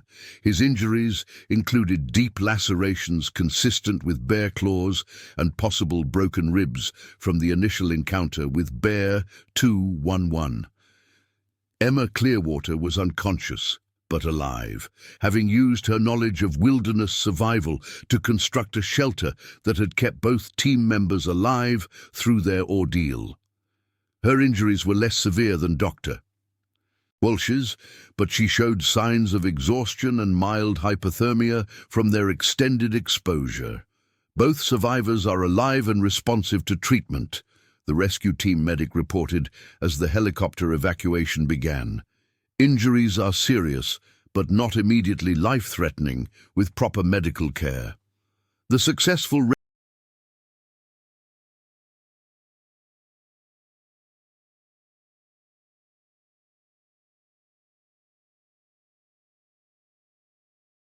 rescue of Dr. Walsh and Emma Clearwater brought closure to the search operation while raising new questions about the long-term management of Bear 211, whose aggressive behavior had resulted in multiple injuries and could pose continued threats to park visitors. As the rescue helicopters departed with the final survivors, wildlife management teams began planning strategies for locating and dealing with Bear 211. The bears demonstrated willingness to pursue humans over long distances, and his lack of fear of aircraft and human activity made him an ongoing threat that required immediate action.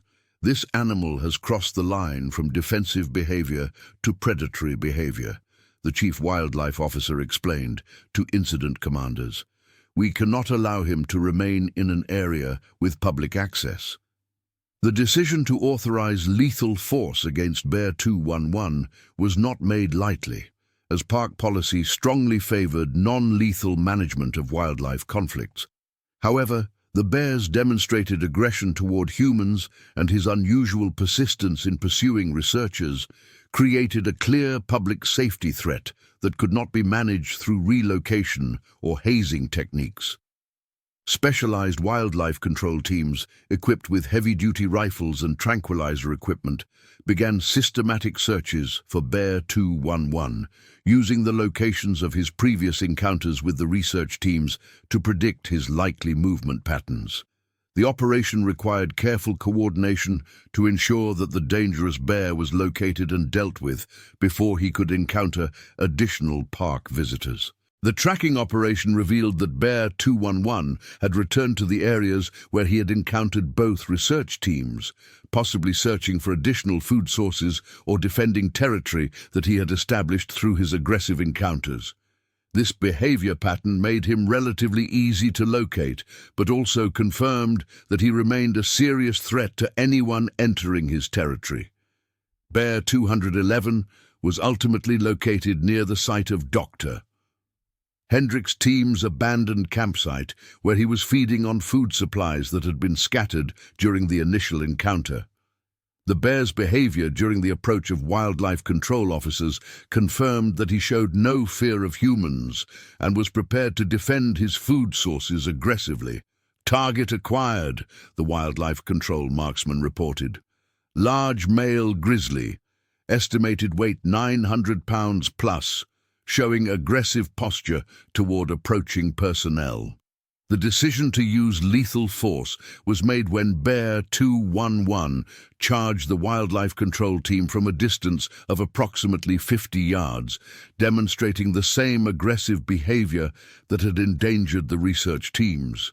The bear's size and speed made tranquilizer darts impractical, as there was insufficient time for sedatives to take effect before he could reach the officers.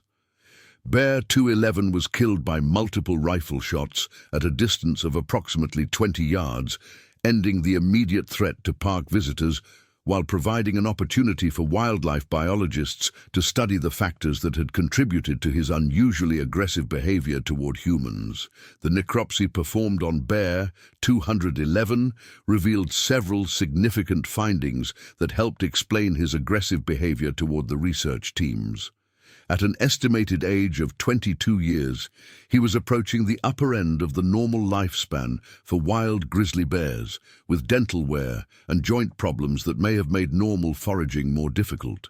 More significantly, examination of his stomach contents revealed human food items and garbage that indicated previous encounters with campers or researchers who had failed to properly secure their food supplies. This exposure to human food sources had likely contributed to his lack of fear and his association of humans with readily available food. This bear had been conditioned to associate humans with food sources, the wildlife biologist conducting the necropsy explained. Once that association is established, bears often become aggressive in demanding access to food, leading to the kind of persistent pursuit behavior we observed. The discovery that Bear 211's aggressive behavior was at least partially the result of human food conditioning led to immediate reviews of food storage protocols and visitor education programs throughout the park system. The incident demonstrated how seemingly minor violations of wildlife protection guidelines could create dangerous situations for future visitors. Dr. Hendricks and James Rodriguez were treated at the Regional Trauma Center for their bear attack injuries, with both men expected to make full recoveries despite the severity of their initial wounds. Dr. Hendricks required extensive surgery to repair damage to his arms and chest, while James Rodriguez's broken leg was set and his internal injuries proved to be less serious than initially feared. Dr. Walsh and Emma Clearwater were treated for hypothermia and their bear attack injuries at the same facility, with both expressing gratitude for the wilderness survival skills that had kept them alive during their ordeal in the Beaver Dam shelter. Emma's knowledge of traditional survival techniques had been crucial for maintaining their body temperature and avoiding detection by Bear 211 during his continued hunting activities. The psychological impact of the bear attack proved to be as significant as the physical injuries for all members of both research teams. Post-traumatic stress counseling was provided for everyone involved in the incident, including the search and rescue personnel who had participated in the recovery operation. Dr.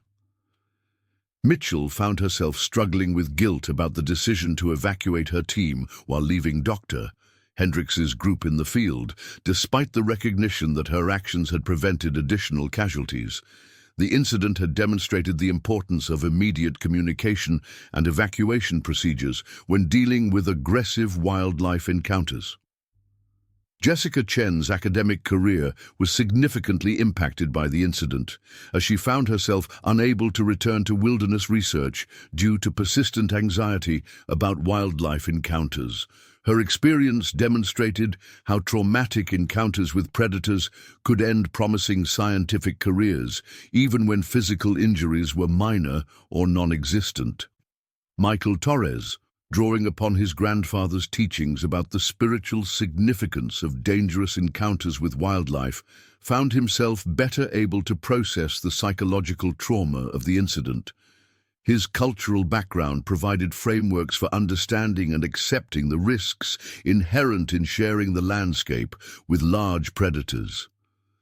The incident prompted comprehensive reviews of research protocols and safety procedures for wildlife studies in grizzly bear habitat. New requirements included mandatory wildlife control officer accompaniment for all research teams, enhanced communication equipment, and modified evacuation procedures designed to minimize the time between threat detection and personnel removal.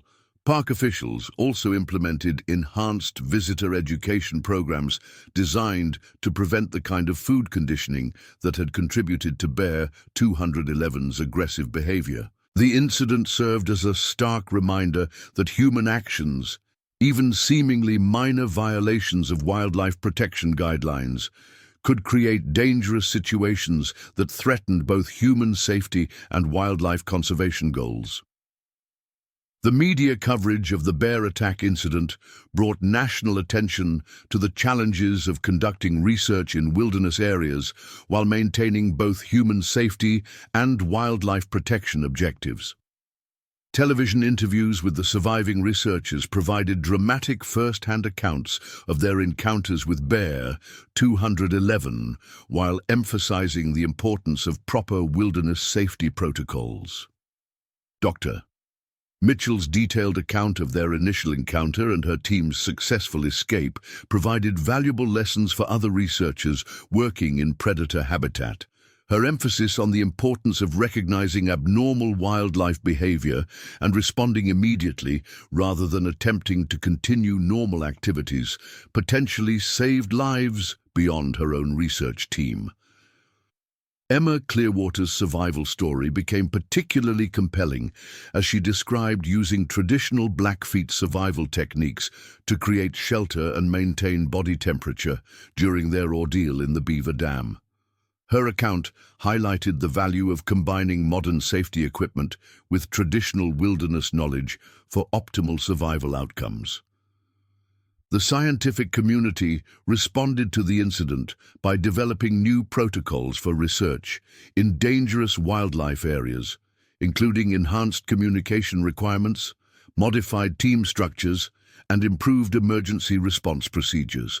The lessons learned from the Bear 211 incident influenced wildlife research safety standards throughout North America.